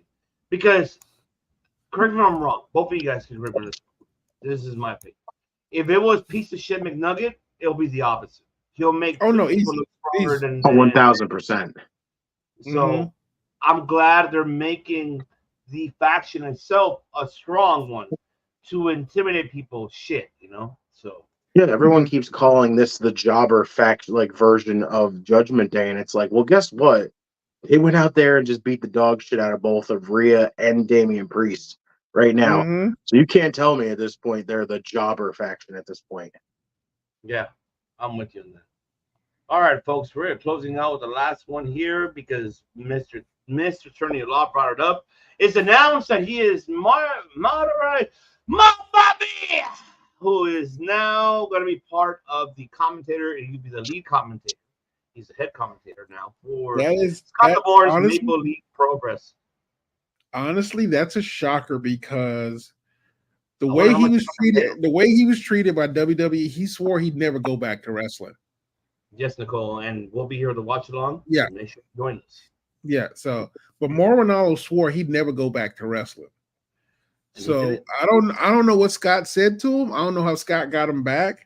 But that right there, out of all, I'll say this, out of all the people who's wrestling at Maple Leaf, having Mauro Ranallo pull do the announcing might be the biggest coup for them. Like that right there gives you a little bit of legitimate street cred. Not that Scott D'Amore needed it, but still. Yeah, really. In my opinion. But that gives him a little extra street cred because, like, I mean, let's face it. I still say Mauro Ranallo might be one of the top 5 announcers, and I'm including guys from like TNA in that list as well. But I'm counting him because he was the most entertaining of the modern day commentators that we have right now. I would include him. Besides Pat McAfee's doing great. Yeah. Even of course Graves, but also Kevin Kelly. Because that man, nobody gives him credit. I love Kevin Kelly because he's done the way how he describes New Japan. How he did it, minority times in AEW. That man could do it. Even Nigel too. Like they fucking all killed it off the park. Right, Nigel. I still remember Nigel and freaking Mauro together. Such a fucking incredible duo on commentary. Oh yeah, they're fantastic. Yes. Let's see. Mamma Mia. Yes, a man of 1,000 words. I'm so happy this is this thing right now. Thank you, Scott D'Amore. Yes, and I cannot wait. We will actually cover this event. After it's over, we will. If we can do a watch along, we'll try. I can't guarantee, folks, but we'll do it. Hey, if we can find this show, absolutely, we should do a watch along of this because it's going to be worth it. It'll be worth it to hear Mauro Ranallo to be in commentating, so I'm really excited for that. Yes, so I'm excited. But and I know people are like, "What about SmackDown?" Well, unfortunately, folks, we're out of time. You got to tune in for tomorrow on Game Break Sports. Go to their YouTube channel for their SmackDown Live watch along. They're going to go ahead and close it out for both networks of the week. Well, we will be here back on Sunday for AEW. I was going to say NXT. Jeez, thank God I said myself. But challenge accepted. Yes, you are accepted. For the AEW all-in watch along here, folks. Because yes, I know. Don't get mad, all right? Don't get upset, all right? Don't get. Shit's about to hit the fan. It's gonna hit the fan when you go to Game Breaker Sports tomorrow with Outrage Control take over and alongside with our champ here, 2-time champ of the network, to go ahead and see SmackDown and see what's happening on SmackDown, what's going to be determined, what's going to happen the following week. We saw what happened last week. We're going to see a part 3 or 4 of Andrade and Carmelo because they'll tell you. They're just putting on bangers. Yeah, putting on bangers. I'll tell you that. And will Kevin Owens finally be like, "Here, you know, I'm gonna turn my back on you"? Like, what the hell? Fuck. Hey, yo, what the fuck? Don't do that. Don't do that. No. But it is that time, folks. Right, Brian? It is time. Fickle. They're fickle. No, they're fickle. Relax. But it is that time, folks. You hit it. Autobots, transform and roll out. That's right, folks. We are heading it off here. But don't forget, if you're new to this channel like Nicole is, who subscribe, thank you, Nicole, for subscribing. Hopefully you're able to join us on Sunday for the Watch Along and Bash Berlin and for All Out. See, we have a jam-packed show here on this network. Besides that, next week we'll be giving you coverage of the recap of All In and also the predictions for TNA Emergence because that's where. And we also going to have the prediction for Bash of Berlin and NXT No Mercy. So we'll be having watch-alongs here for those upcoming shows, except for TNA. That one we can't do, unfortunately, because it's Friday, so that one you have to, unless Outrage does take care of that. But we appreciate everyone to tuning in, and thank everybody from our internationally, North America, and all over the world for keeping us up there on your audio platform to listening to. If you listen to us on Spotify, if you listen to us on iHeartRadio, Amazon Radio, good podcast, Overcast, everywhere where you're listening to. You guys are keeping us up there. We're in the 20s, 25, somewhere around there. Not bad. Especially in Maine. So, I mean, thank you all. In Spain and Europe, shout out to UK, shout out to Belgium, everybody, Brazil, they're keeping us up there as well. On your side, Chile, because of Gonzalo and Felipe, thank you. We're recognizing Chile now. But I'm going to let my two hosts here to close it out for you. Hear you guys and let them know where they can find them. And a lot of things are happening here in this network, baby, because, man, we bring you guys the best with these two magnificent, wonderful, immaculate. I could just go, yes. What? Word. What? Notorious, okay? I can. What? Stupendous, all right? What? Everything, all right? Wonderful. I love it. There we go. Absolutely, Phil. Let them know where they can find you, where they can research you besides you. Y'all can find me on Instagram. I at PhilipJP24601. My links in the bio for all the stuff you need, from artwork to links to here, to past shows, to stuff on Top Rope, to illustrations, designs, writings, you name it. Stop by, say hi, and if you have any kind of legal issues, come to me. But trust me, I have the exact same legal degree that Mercedes Moné does. Oh, I believe in Joe Hendry. But like Joe Hendry, I'll believe in you like I believe in Joe Hendry. All right. Wave your hands from side to side and say, oh, I believe in Joe Hendry. Joe Hendry is so prestigious. I'm waiting for Joe Henry to fucking like and share the fucking clip. How fucking good would that be? Oh, I mean, he will. I know he will. Champ, let them know where they can find you, where they could, where they can look for you besides here and on Game Breaker Sports, everywhere. Because you are the Redeemer and you are the champ. 2-time. That's who's carrying the belt, baby. He is the 2-time Debate Network Game Breaker Sports Network champion. Now holds the belt on the line. So got a big title match coming up. We got 3 shows coming up, man. Podcast Elimination Chamber.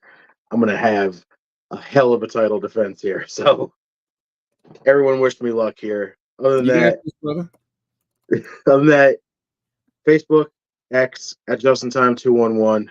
Follow my brother, my co-host at Jeremy and Time721. In Time Wrestling Podcast, find it, give it a listen. It will eventually be coming back. I don't know how we're going to handle that whole situation still yet, but we'll figure that out eventually. Other than that, I'm here on Circle of Debate on Tuesdays for the NXT Watch Along, Thursdays for Circle of Debate, where we do this like we always do, be analysts. That's how we do it here. Other than that, Mondays, sometimes I pop up on Raw Doggin over here on Circle of Debate. Wednesdays over on Game Breakers for the AEW Watch Along. Fridays for SmackDown Watch Along over on Game Breakers. Other than that, I'm everywhere. I'll be around. Champ's here, baby. the champ is here, baby. And thank you, Lennox. #1 fan here. Much love, Lennox. You are the man, Lennox. Hopefully, Lennox, if you want to join us for the watch along on Sunday, you're more than welcome. So let us know. You are more than welcome. But you see, that's what you do it here, folks. That's what we do here on this show.